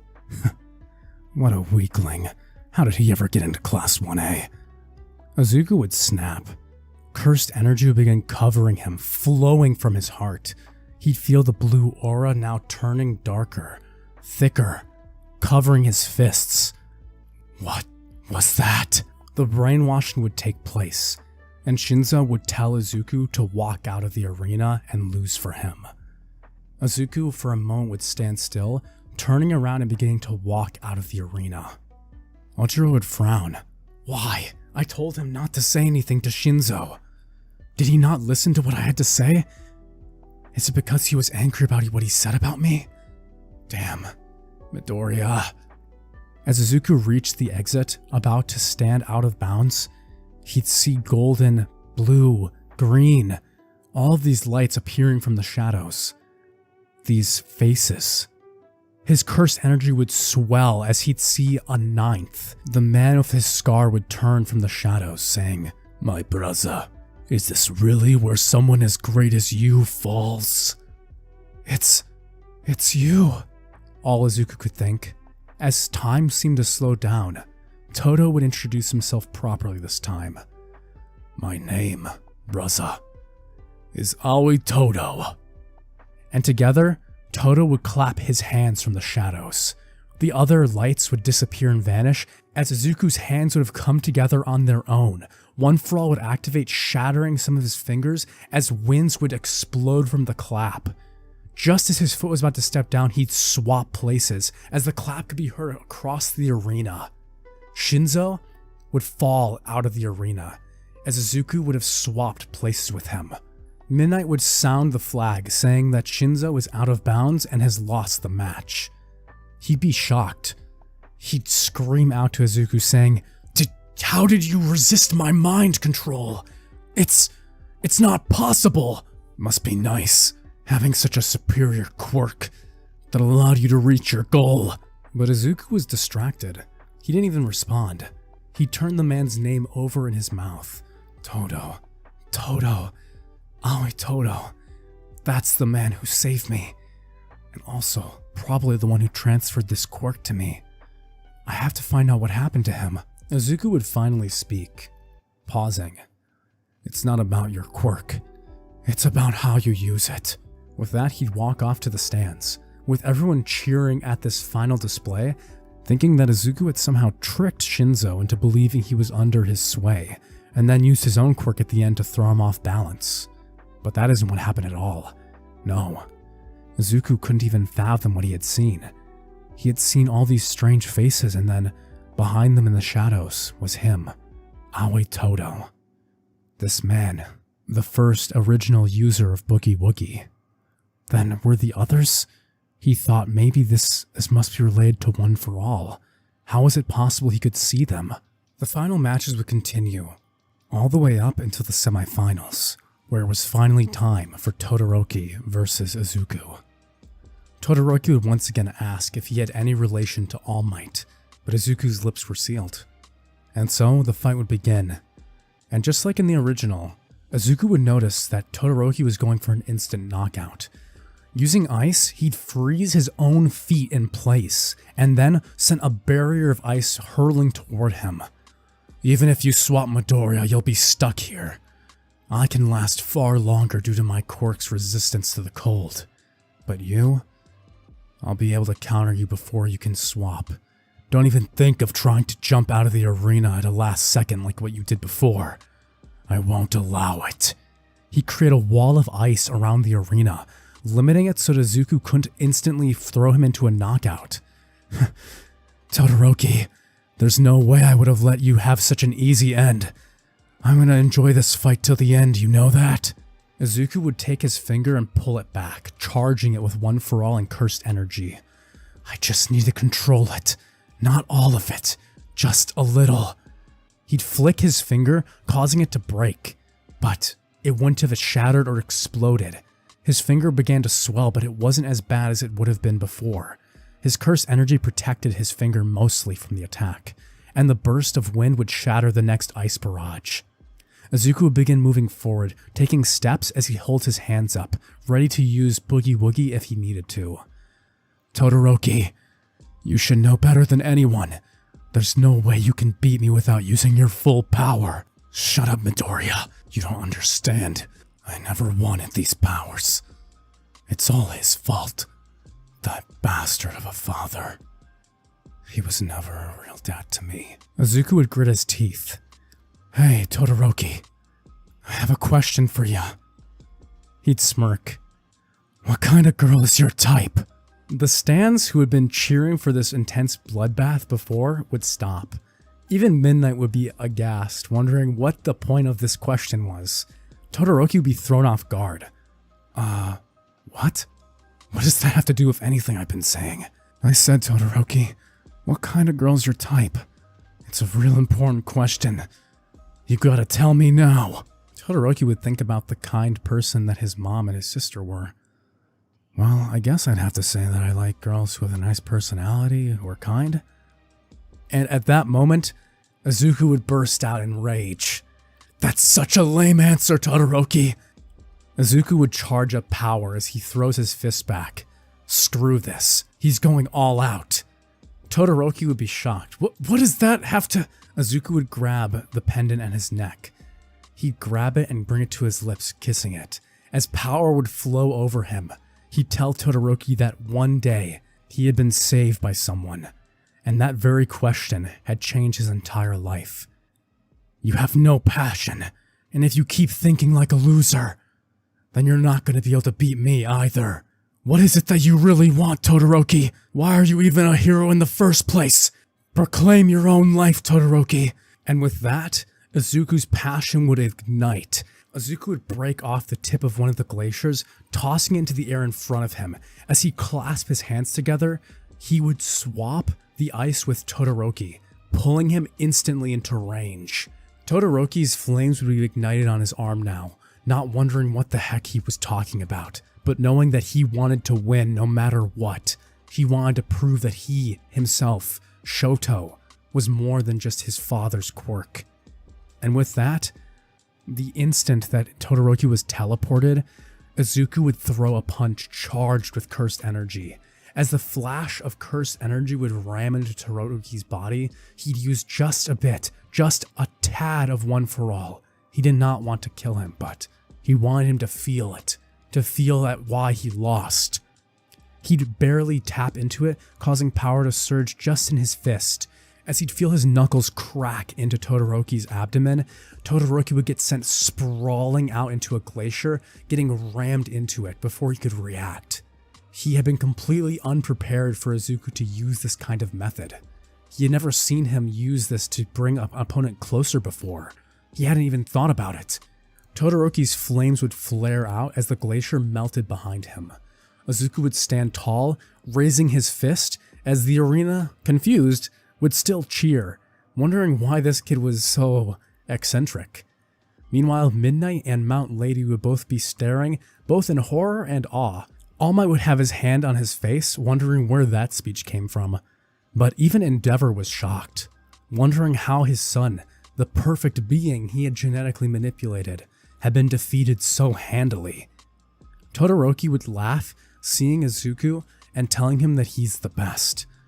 But he's not gonna stay on the ground for long. I get what you're saying. I have to be more than just my quirk. I have to be my own person and just not go with the flow, right? Oh, yeah, I guess you could take it like that. That's just something that someone asked me once and, well, it made my life a lot better after. By the way, what did you actually answer with that? Oh, you don't need to know. I'll tell you another time. And finally, the finals would come. Bakugo would have taken the victory, now even more hyped to fight and get into the finals. It was now Izuku versus Kacchan in the final fight of the arena.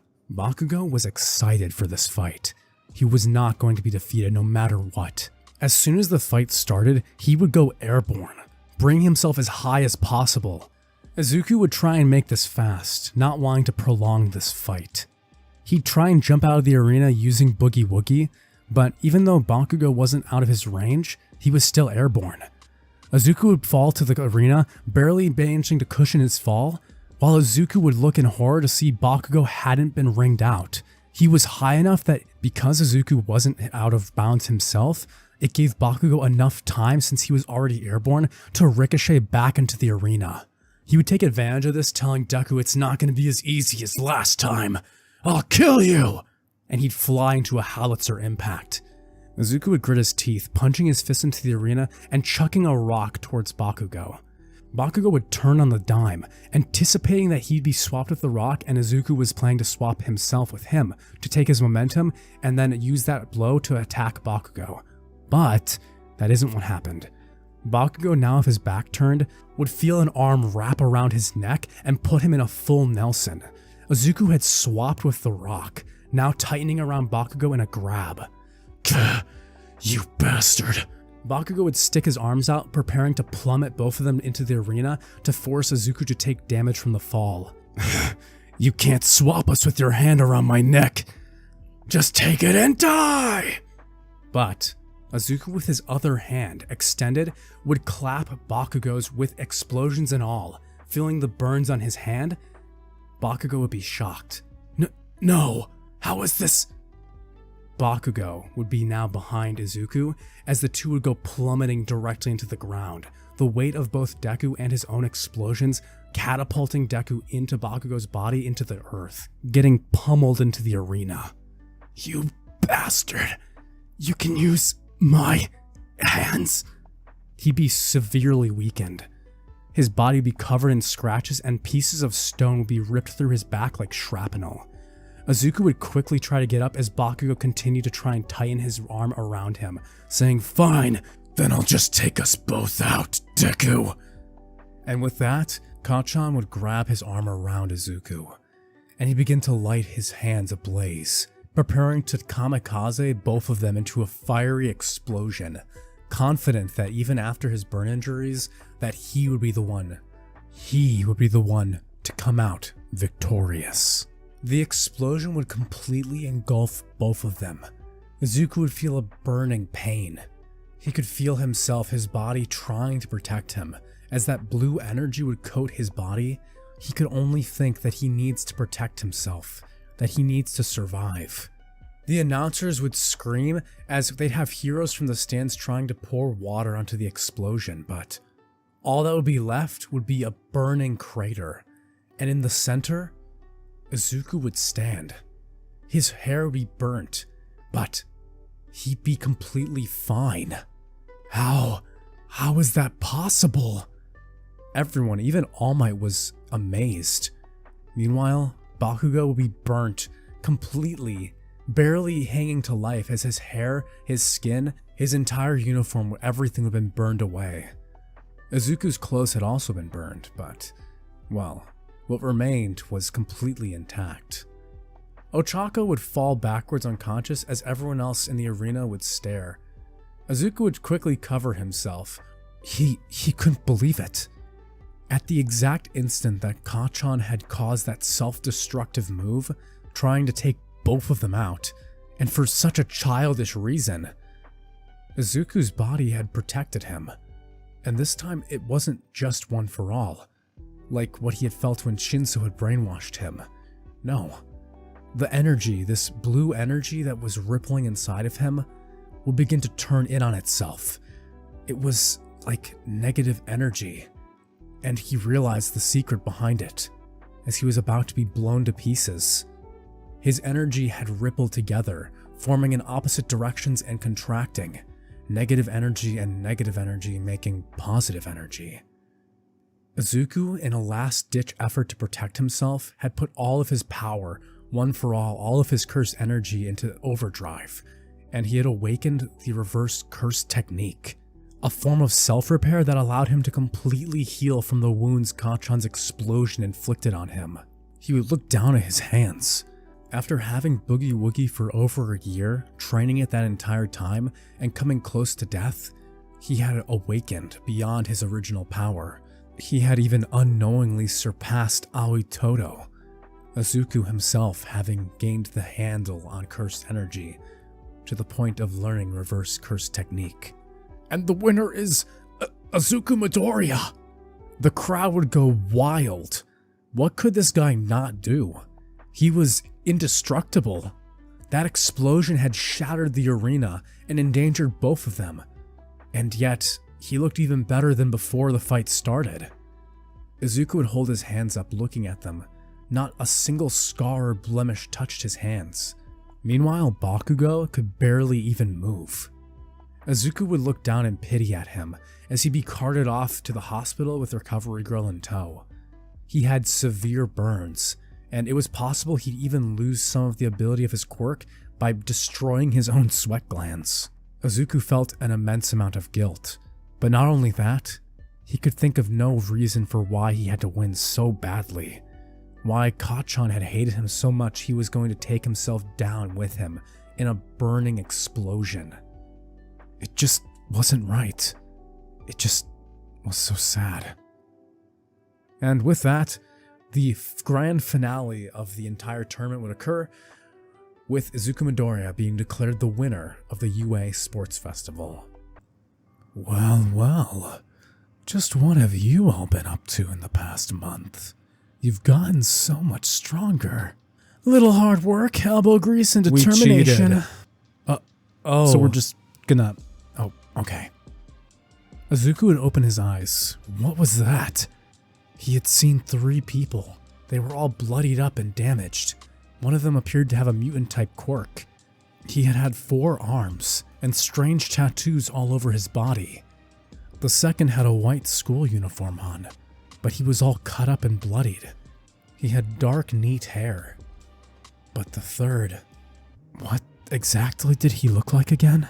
Izuku, are you awake? Izuku, if you don't hurry, you're going to miss your forest training camp.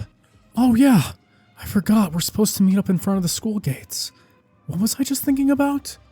A lot had happened. After the sports festival, Izuku had received hundreds of invitations from pro heroes the world over, and especially in Japan, receiving internship offers from some of the highest tier heroes in the world. Though, after reviewing all of them with All Might, he had received another offer, one from which he could not refuse. All Might's old mentor, Gran Torino, and another who knew the secret behind One for All, had offered to help train Izuku, with All Might and Gran Torino both realizing that he hadn't been utilizing it very much during the tournament, seeing that he needs more practice to handle the quirk. The internship had been, well, pretty crazy. Out of it, he'd finally learned how to begin honing One for All, and his new technique. By slamming his energy together, Izuku was able to heal himself, allowing him to be more experimental with One for All even without Recovery Girl by him. Using the new technique he had learned, combined with full cowling, he was now finally able to withhold all of One for All in his body.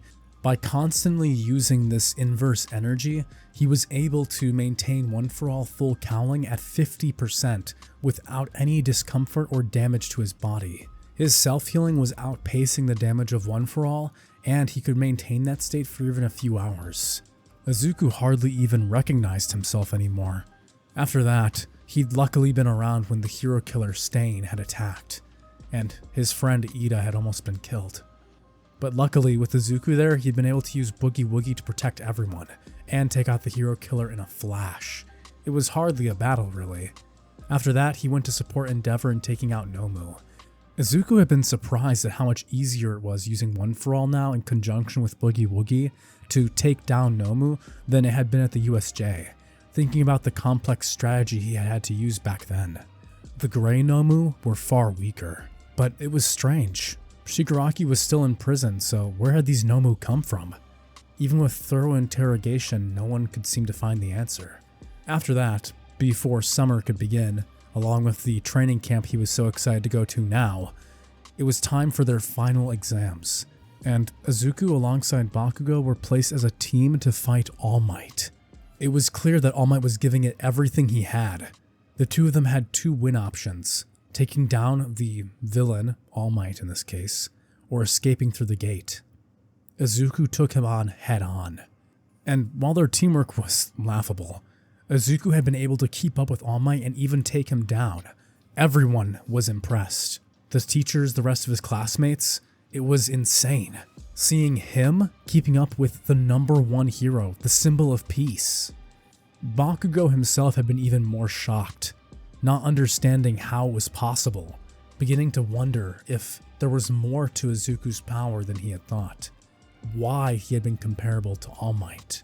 Where had this strength, this unique ability, where had this all come from? Anyway, Izuku would show up at the training camp with everyone else, finally arriving in the middle of the forest, where the students would meet the wild pussycats. The students now having to combat golems and work their way towards the training camp before sundown, in order to have dinner and a place to sleep. Izuku would smile. Oh yeah, I can handle that. He'd use his Boogie Woogie technique to move his entire class forward, swapping their positions several meters and switching with golems, getting past their opponents with ease. And for the larger opponents, he'd simply throw a punch, causing an air pressurized cannon to rip through them. With his physical power, it was easy. And eventually, the entire class would make it to the training grounds, with Izuku naturally being the first person. He had cleared the way after all, with a large group coming behind him. After meeting Koda and making dinner with the rest of the class, might I add that they were all astounded by Bakugo's immense cooking skill. That night, when Izuku closed his eyes, he'd once again have another dream. In the room, surrounding him, were hundreds of golden yellow slips written in old hiragana style, all saying, "Seal." And Izuku heard a familiar voice in front of him. "Hey there! Itadori Yuji. It's been decided that you'll be secretly as the vessel of Guna." What? What was that? Can you say that one more time? But alas, the man was gone, his blindfold leaving much to the imagination. Izuku would wake up early in the morning, a cold sweat covering him. What was that? But by the time he had made it to breakfast, the memory had already faded. "Hey, Deku, are you doing okay?" Uraraka would say. "You look kinda queasy today." "Yeah, I'm fine. I think I just had a nightmare last night." "Oh, that's kinda scary. Maybe it's a bad omen." Maybe you need to train harder," she'd say, throwing her fist out. After her internship with Death Arms, Uraraka's combat in personal quarters had increased by tenfold. She'd even managed to throw Izuku once in a sparring match. It was the only time he'd been caught off guard since beginning to master One for All. The training camp was going smoothly, although Kota still hadn't warmed up to him. Izuku had been trying to talk to him, but every time Kota just seemed to run off. He was starting to lose heart a little. Suddenly, Mandalay would show up next to him. Don't lose heart, young hero. Koda's just had a rough life. I appreciate you trying to talk to him. Izuku would turn, seeing the brown-haired Mandalay, the leader of the Wild Pussycats. Oh, I didn't mean to pry.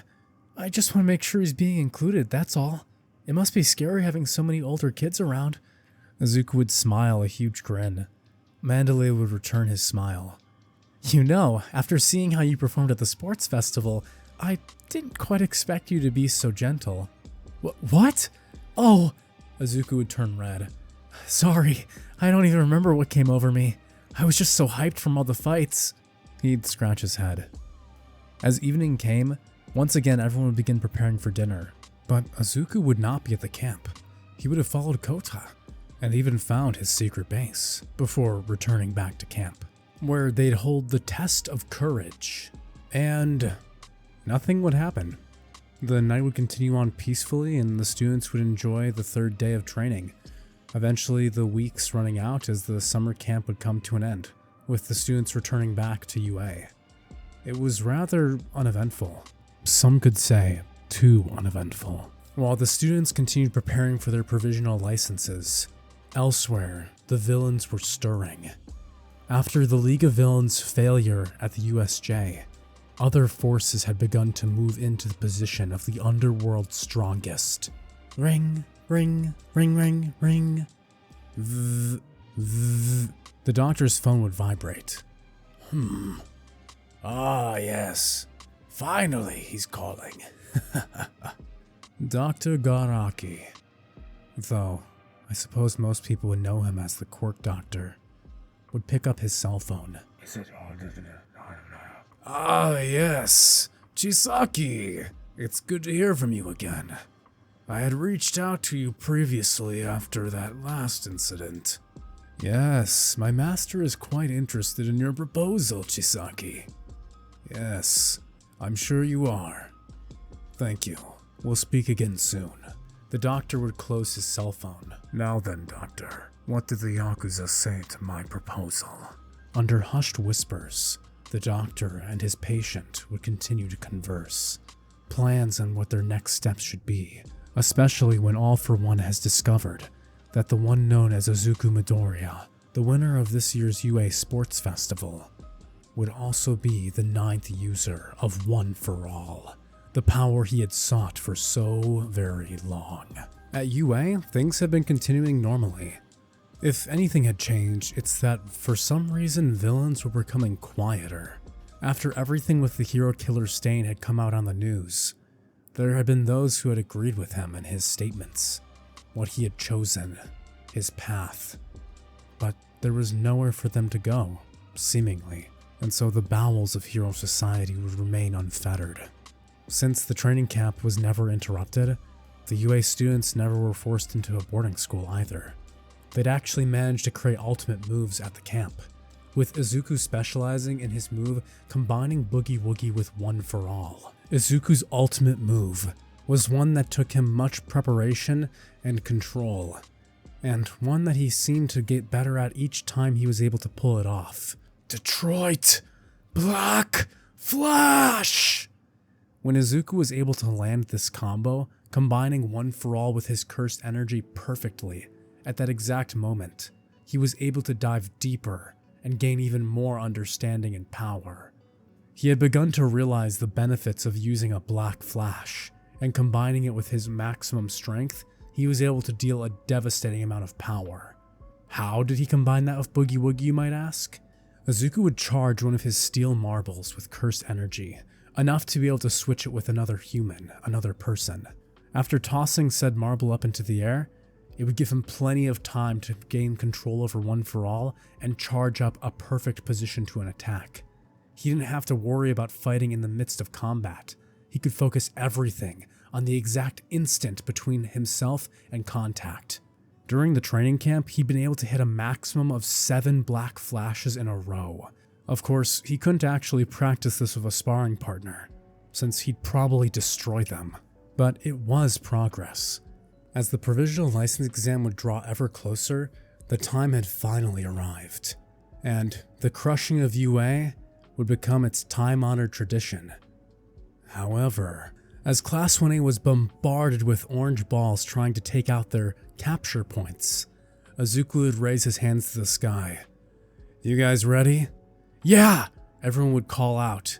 As his hands would clasp together, all hell would break loose. Izuku, with One For All full cowling, was able to clasp his hands so quickly in under a second that the entirety of Class 1A would have vanished, replaced with those who had been attacking them in a mere instant. "What? How did we?" And just like that, a number of students would be taken out instantaneously. The other schools would be shocked. They already knew who was responsible too. The winner of the sports festival. But how? How had he moved that many people in that short of a time? They had no idea the power he had developed since. For all they knew, he should only be able to recover himself and teleport a short distance. But his speed, it was something else. The other schools would be terrified, as the first phase of the exam would be a slaughter. With Izuku at 50% of One For All, he would have easily cleared this first section of the exam, and wouldn't face any real challenge until Gang Orca arrived. And even then, Izuku would decide to hold back a little, realizing that he was taking the spotlight a little too far. If he continued on like this, then no one else would be able to pass. And that would not be a good look for him or Yue, which had already drawn the ire of all the other schools. Izuku would decide to take a step back for the final phase, leaving Todoroki, Bakugo, and Shiketsu high on their toes. Once again, Bakugo couldn't help but notice. He couldn't help but notice how similar Izuku was to him, to All Might. Speaking of All Might, Izuku noticed that their teacher hadn't been with them today. He was supposed to be accompanying Eraserhead, but I guess something came up. In fact, something had. On this very day, where the young heroes were getting their licenses, a young Tomura Shigaraki would be getting interrogated in Tartarus, and All Might was the one to bear witness. "All Might, we've run samples on him. Well, the best we could get from his veins. He's been incredibly resistant, and we can't wrap him in full cuffs. We had to break his wrists." Shigaraki would look up, his eyes filled with malice. All Might would shiver a little. He had seen this look before. Those eyes were so similar too, but it couldn't be. He'd look back to the investigator. Yes, and what's come up? Was there a reason you called me here?" They'd nod. It's hard to tell you this, sir, but you yourself requested us to tell you of any information relating to her, and, well, this man is Nana Shimura's grandson. What? All Might couldn't even hide his surprise, his neck turning quickly to look back at Shigaraki. How could that be? As if on cue, to make matters worse, laughter would echo throughout the room. Yes, you finally understand. This society has always run from the core, All Might. That voice, I'm amazed you can even retain that form, what? With the embers you still hold. It's impressive. A silver liquid would rip through the air behind the cell, as Shigaraki would look up elated. Finally, after all this time, his master had finally come to save him. Master, what took you so long? I wanted to kill these bastards for ages. But there'd be no time to talk. All Might would rip through the wall, trying to take down Shigaraki and maybe get into the portal himself, but he would be too slow, and Tartarus's defenses too thick. The wall, which had been meant to protect them, had instead kept All Might from taking out Shigaraki before he could be reclaimed by All For One. That voice, he's alive? How is that even possible? All For One. Several years ago, All Might had fought him almost to the death in a deserted location, and he had been certain that he'd taken him out permanently. But there was no mistaking it. That was definitely All For One. The sirens inside Tartarus would blare. With an escaped prisoner, This was unprecedented. And it wasn't only Shigaraki. Many other famous villains who had been waiting on death row were now missing from the prison. And they'd seemingly disappeared, vanishing into the countryside. There wasn't even a single trace of them. The trail had gone as cold as when it had started. There was no attacks. The day was as calm as any other. And the provisional license would also come to an end. Bakugo and Todoroki would both have failed in getting their licenses due to their inability to work with others during the exam. They would have not been able to score enough points and would unfortunately be doing some remedial training to get that final license. After the exam had ended, before everyone headed home, Bakugo would reach out to Izuku.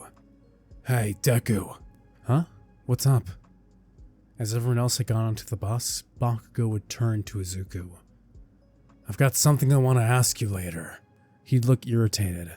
"Can you meet up at the park we all used to play at? Later tonight. I want to have a chat." Sure. Anything specific?" "I'll tell you later." With that, they'd all head back to UA before heading off home, since once again, they don't live on campus. After school, Izuku would head to the park. The creek, the swings, the sand pit where Bakugo and their friends had beaten him up. It was all still there. As Bakugo arrived later, dawn was setting into dusk, and dusk to nightfall. "I have a question. I'm not expecting you to answer it honestly, and it might sound ridiculous, but that power, it's not yours, is it? You got it from someone else." Izuku's eyes would widen. What did he mean? Was he talking about Todo or All Might? Or everything? The words would come to his lips. "I'm just borrowing this power from someone else." He put his hand down, grabbing his arm. "That's all. But it is true. It wasn't originally mine." Deku would smile, looking at his fist. "I borrowed this power from someone else. And I don't think I'm ever going to be able to give it back." Unlike the original, where Izuku and Bakugo never had a direct confrontation until now, they already had proven who was stronger. And that was before Izuku had gained mastery over One for All, at least to 50%. Bakugo wouldn't challenge Izuku. He already knew who he had inherited that power from. That was just the confirmation of it. What he was still confused about, though, was the origin behind Izuku's teleportation ability. There was nothing like that in All Might's kit. Yet, here he was. Bakugo would turn. "Just because you're All Might's successor doesn't mean I'm gonna give up on being number one. You hear?" Izuku would stare blankly. Oh! Yeah. Holy crap! I almost told him about Todo! Yeah, exactly. Well, I'm looking forward to it. Deku would hold his hand up for a fist bump. "We're not there yet, not by a long shot." With that, Bakugo would walk off. Well, that was kinda anticlimactic. Not that I'm complaining. With that, Izuku would head home. But Katsuki Bakugo would never re-enter his house.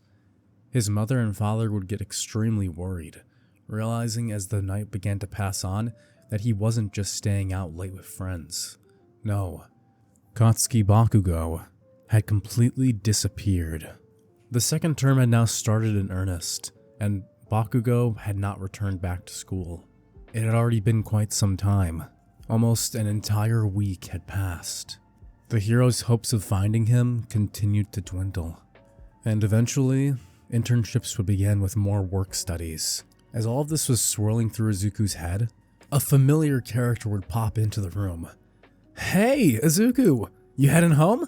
Mind if I join ya?" "Mirio, it's good to see you again." The last time Izuku had seen Mirio was when their class had a mock battle against him, and it was due to Izuku's interference that Mirio wasn't able to take out anyone.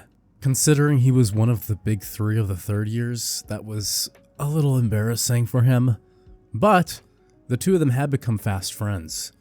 Mirio realized exactly how powerful Izuku was right off the bat. Even if he's tried attacking Izuku directly, it wasn't working out for him.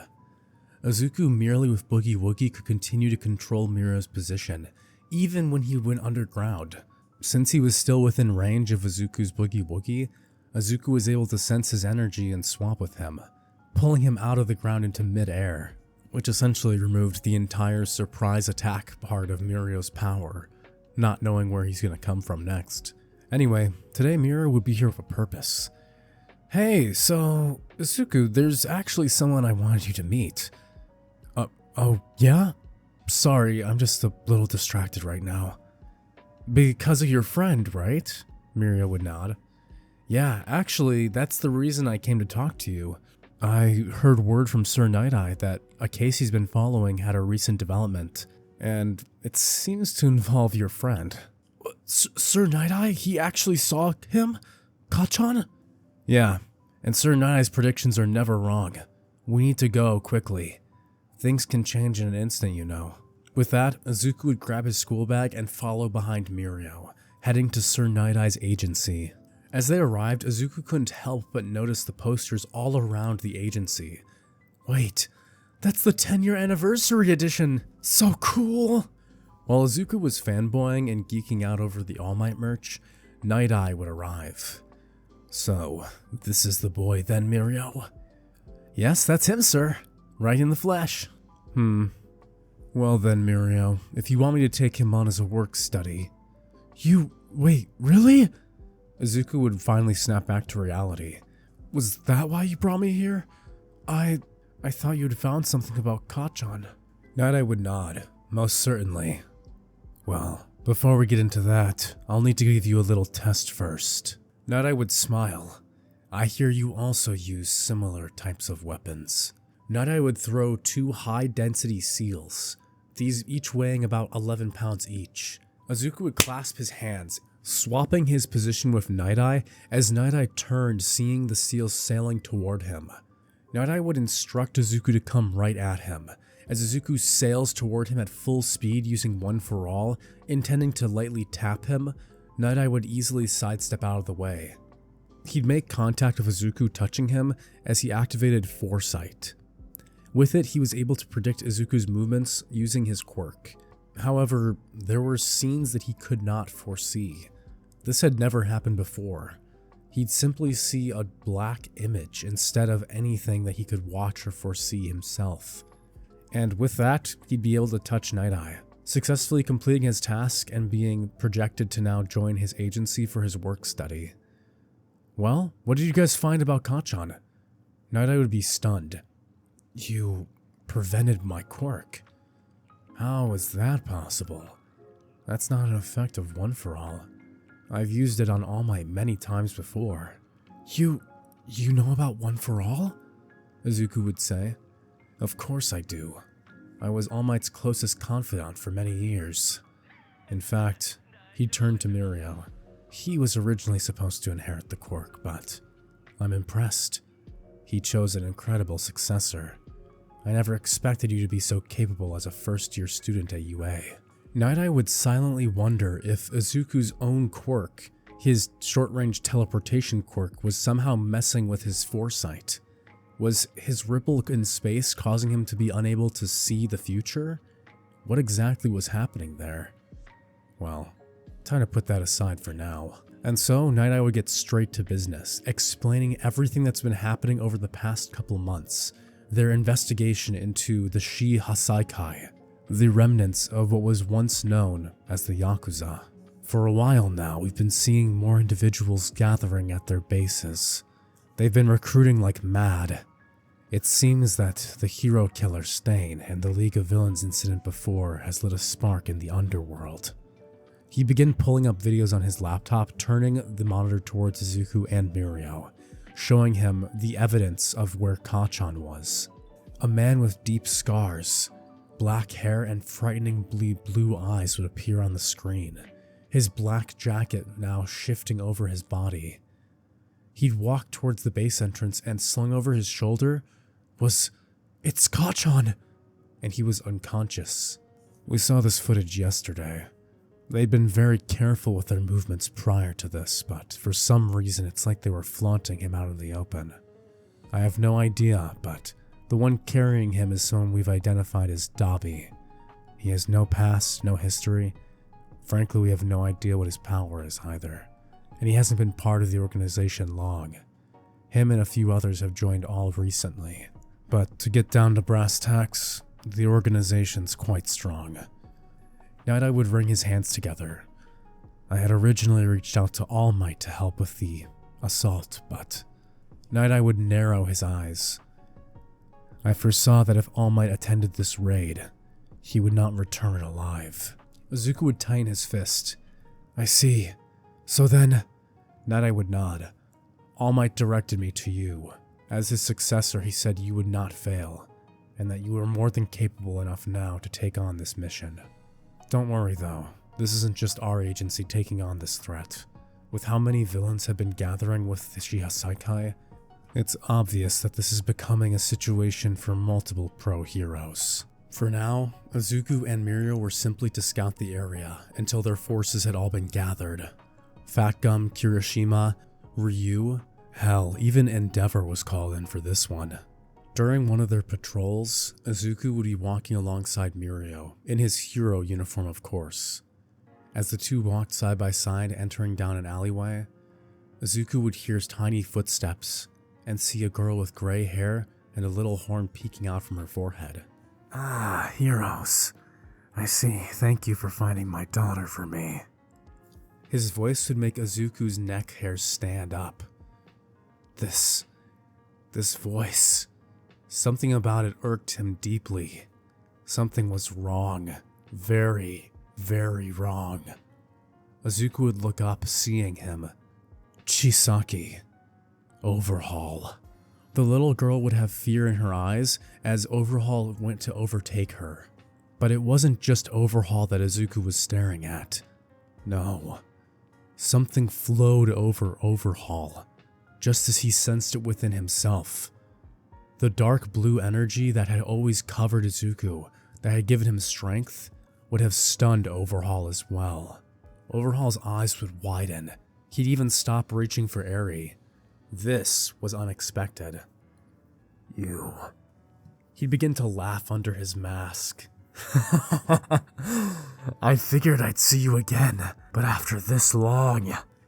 Don't tell me you've already forgotten me. Or did you already forget your promise to kill me over and over and over again? Itadori Yuji. The moment his name left those lips, Izuku would have a flash of memories. Everything that had happened. He had been Sukuna's vessel, Megumi Fushiguro, his sensei, Gojo Satoru, and the cursed energy that plagued the world, and Japan specifically. What had they done again? After 70 years, the Sumerians had come to Earth, and he had still been its sole protector. He had just wanted to die surrounded by his friends, but the cruel irony of it all was that he was the last one, that he had been left completely alone. After hundreds of years of his immortality, Yuji had decided it was time to eradicate cursed energy from the world. But there was only a few ways that they could do that. One would be to kill all of the non-sorcerers, which was an option, but it wasn't something he would take pleasure in, so he avoided it. The second was to make everyone a Jujutsu sorcerer, and the third would be to create a heavenly restriction pact that encompassed the entire world. It was this third option that he had eventually sought out, creating a heavenly pact that would seal cursed energy from the world over, in exchange for developing a new power that could cause chaos. That was the origin of quirks in this world.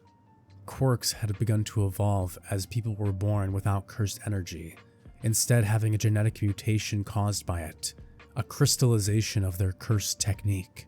No one should have cursed energy. And the 20% of those who are born quirkless, why don't they develop cursed energy or create cursed spirits? It was because they had a different heavenly pact. One naturally like Maki, that increased their physical ability. Izuku's hand would twitch, his eyes glazing over for a second, realizing this purple cursed energy was familiar to him. Mahito. Can you believe it? I had to be reborn as a filthy human, thanks to your meddling with the world. But there's no need to worry. I'll put everything back to the way it was meant to be. As Overhaul began to move his hands together, Izuku's body would react. He'd grab Mirio as he pulled both of them back, trying to get out of range.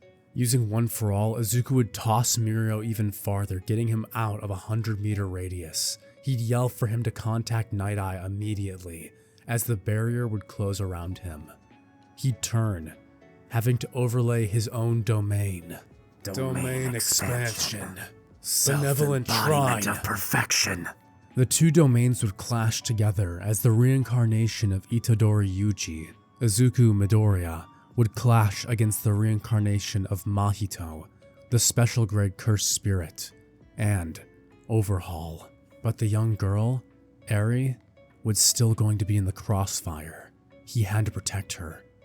He'd clap his hands together, activating Boogie Woogie, as a clasp would hand him on the shoulder. Finally, brother. I knew you'd need my help. Todo. But how did you— I left you alone for so long. Am I really going to leave my brother alone again? Aoi Todo? That's what I asked myself, as I fell into old age and withered away. I could only regret that I couldn't accompany you longer.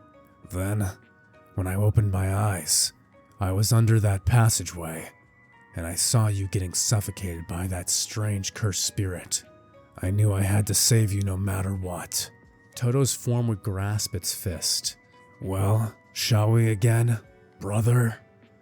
And so, Todo and Izuku would leap into battle, the two rushing against. With Benevolent Shrine activated, Todo would quickly use Boogie Woogie to swap Aoi with him, leading his own form into the battlefield. Self-embodiment of perfection would attack Todo's soul, but Izuku would step in. Using Benevolent Shrine, the two's sure hit effects would be cancelled out, forcing them into a confrontation. As the fight progressed, we could almost see a conversation between Mahito and Yuji. How had he done it? How had Mahito awakened a cursed technique even again as a human? There shouldn't be any cursed energy left yet. Izuku would look at himself, reminding himself that there still was outliers. After all, if Todo had been able to perpetrate his will through Boogie Woogie into the future, then surely there must be others. Yuji had made a binding vow, ending his own life, his immortality in exchange for another chance, giving him a chance to be reborn, to not be a jujutsu sorcerer, to be a hero instead.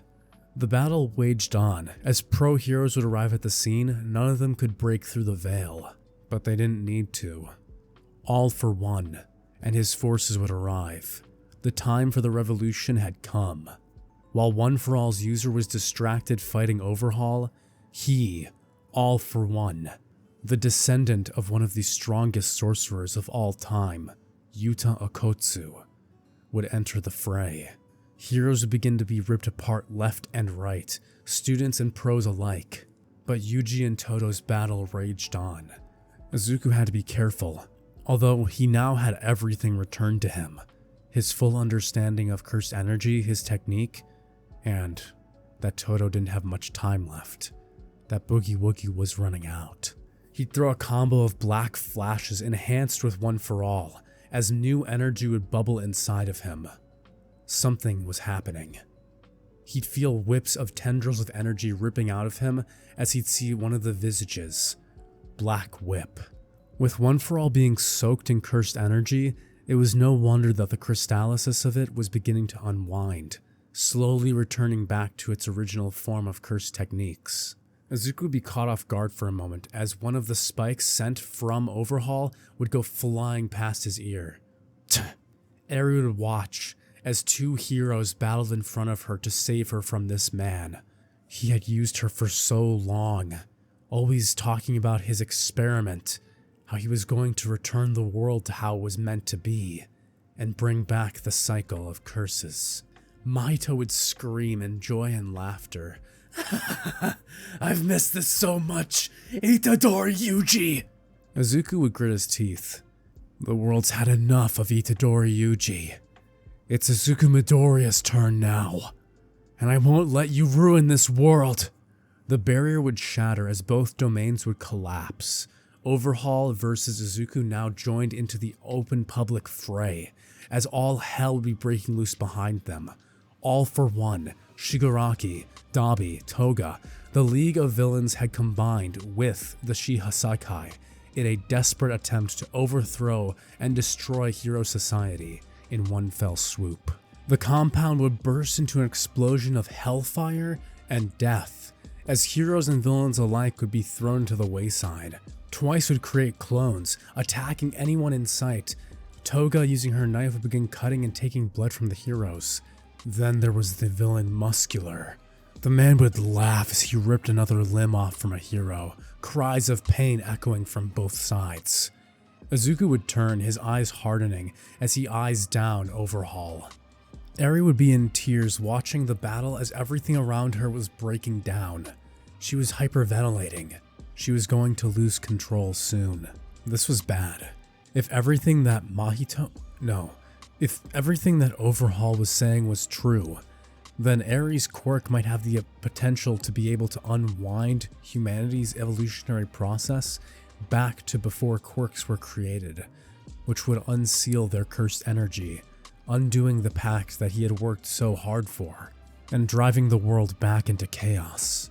Panic would begin to set in as Izuku would feel his mental psyche beginning to crumble. There was Eri, the other villains, Overhaul, and... Suddenly, he'd get a smack across the face. Todo! Aoi Todo, the man, the myth, the legend himself, would chastise his brother.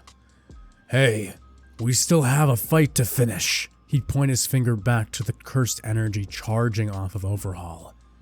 We can take care of everything else after, but for now, my brother, you need to lock the hell in. You're right. He'd wipe the blood and tears from his face. As Black Whip would continue to charge around him, he'd calm. The ghostly tendrils now stopped spiraling after Todo's intervention. Izuku would tighten his fist, feeling the presence of the other souls inside him. It was so clear now. How had he not seen it before? There was Todo's soul, the essence of Boogie Woogie, and the previous users of One for All. In total, he had 9 souls inside of him. The first through the 7th user, himself, and Todo. Now the fight would begin in earnest. As Izuku made his way into close combat with Overhaul, the two would be going blow for blow. Izuku was able to defend his soul partly, meaning that Overhaul, even though he wielded a cursed technique, would have a difficult time harming him. Chisaki would change his form, melting himself with others as he combined into his now large gargantuan form, gaining 4 arms as more of the Yakuza soldiers would pour into the battlefield. Night Eye would scream out over the crowd, "No! Toshinori!" A helicopter would drop him as from the sky above the battlefield, All Might would arrive. He'd yell out, "All for one!" as the sparks of One for All would encompass him. All Might would engage All for One, while Izuku was handling Overhaul. The two battles happening simultaneously, Izuku would tell himself not to give up as he channeled more curse energy into his reverse curse technique and upped the ante. He then combined his knowledge of piercing blood with the ability of Black Whip. Piercing Whip! He'd use Black Whip, pressurizing it just as he had done so many times when he still had blood manipulation. But now, in this body, not being a cursed womb anymore, he had lost that power. But he was making up for it with all of his experience and the quirks he had gained in exchange. Black Whip would shoot forward in a stream of energy as it ripped into Overhaul, cutting into his flesh. Todo would clap as Izuku would swap with one of the marbles from his support item, throwing a punch infused with black flash, hitting directly into Overhaul's soul. Izuku's hair would fly up into his face as electricity poured from his body, pushing him beyond even further as more quirks from One For All would begin to manifest. Using Danger Sense, he would easily evade the blows from Overhaul. As he floated back up into the air, he'd cast his hand in a large cutting motion. Dismantle! Unlike piercing blood which had come from his constitution, Itadori's soul maintained his curse techniques. And so, when Izuku cast Dismantle, it was explosive. It ripped through Overhaul, cutting him and Mahito in two, both of their souls being destroyed. With one last fist bump, he turned to Todo, giving him a bump together. Todo would smile at Izuku. Brother, we did it. But his eyes would turn back to All Might, who was in the middle of activating the United States of Smash. The blow sending heroes, villains, and surrounding area into rubble, as All For One would get pummeled into the ground, his mask smashed into dust. Todo would punch his thumb back. Looks like they'll need your help over there. Will I ever see you again? Todo would smirk. If I'm lucky, I'll get to see you in the next life. As Todo and Boogie Woogie would turn into ash, disappearing completely. Mirio would be holding Eri, telling her it's gonna be alright, as he ran through the battlefield, returning in front of Aizawa. With Eraserhead around, Eri's quirk could be nullified, but if he was busy watching Eri, then he couldn't help in the fight.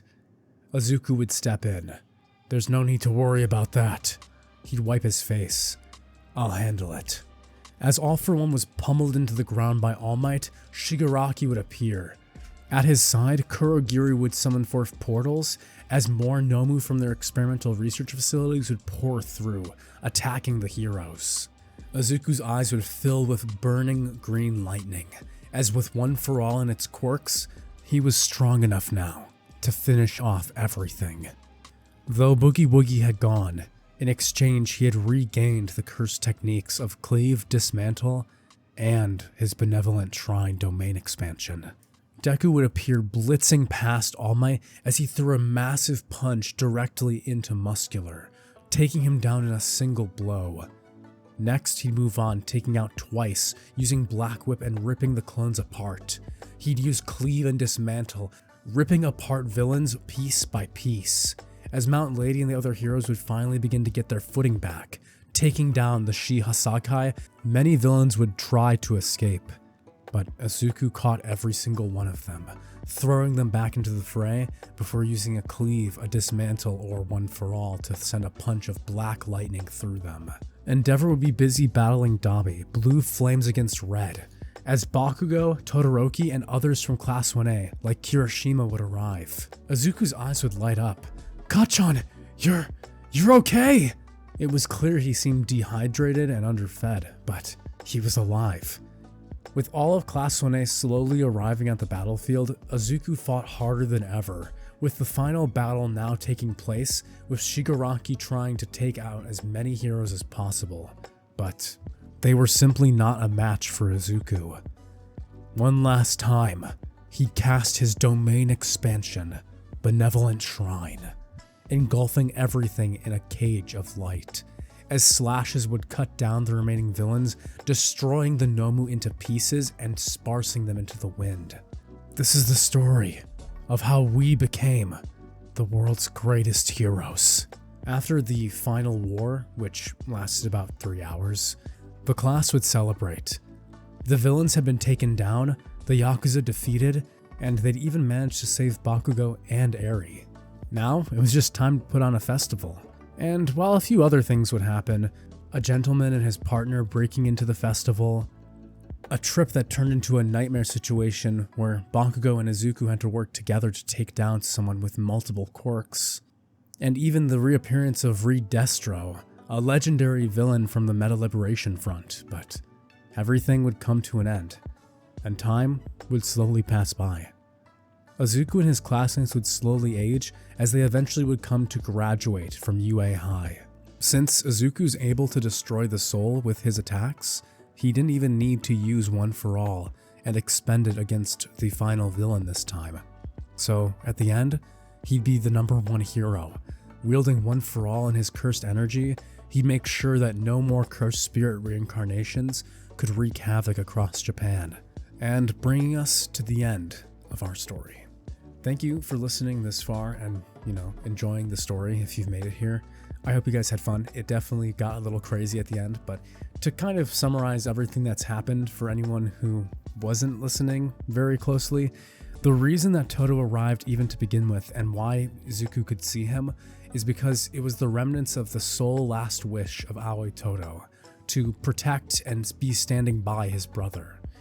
After Itadori Yuji and JJK Modulo became a human weapon, his only last request was to begin to end the cycle of cursed spirits and the cog in the machine he had become, which led to him creating the binding vow for the planet that created quirks and quirkless people, heavenly restrictions, which also led to his own reincarnation after his immortality ended, bringing him back to life as Izuku Midoriya, who would gain Boogie Woogie via Todo, which allowed him to tap into cursed energy once again, since Todo's soul and spirit weren't affected by the binding vow, which eventually unleashed his own binding vow, which gave him his cursed techniques back.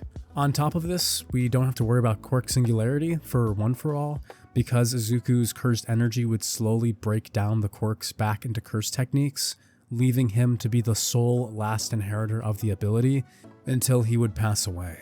And with him being the last remnants of cursed energy in the world, there should be no more incarnations of cursed spirits who could tap into their previous memories, now that Todo had finally passed on. Anyway, I know it got chaotic and crazy and a bit world lore-y for people who don't know JJK and MHA lore and all that, but I hope you guys enjoyed it. So, if you want to see more, please support me down in the comments, hit the like button, all those cool things down below. And if you want to be super supportive and awesome, I just renovated my membership program. So if you have spare dollar a month, you will get early access to my videos 24 hours before they release to the public, alongside some cool, fun little emojis and a little badge showing that you're part of the crew. That's the variant level. If you got a little more cash to spare and can support, thank you very much for everyone who does.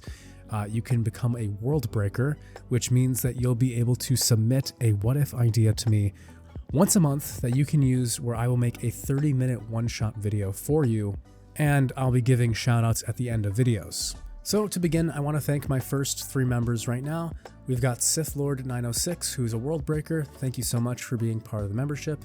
And then Tyler J. Waddell and Jadam Graham. Thank you guys so much for supporting me. I appreciate each and every one of you. Once again, if you can't buy a membership, just comment, like, do all those cool things since YouTube algorithm and all that. And I appreciate you all as well. Anyway, thank you again, and I'll see you all next time. Adios.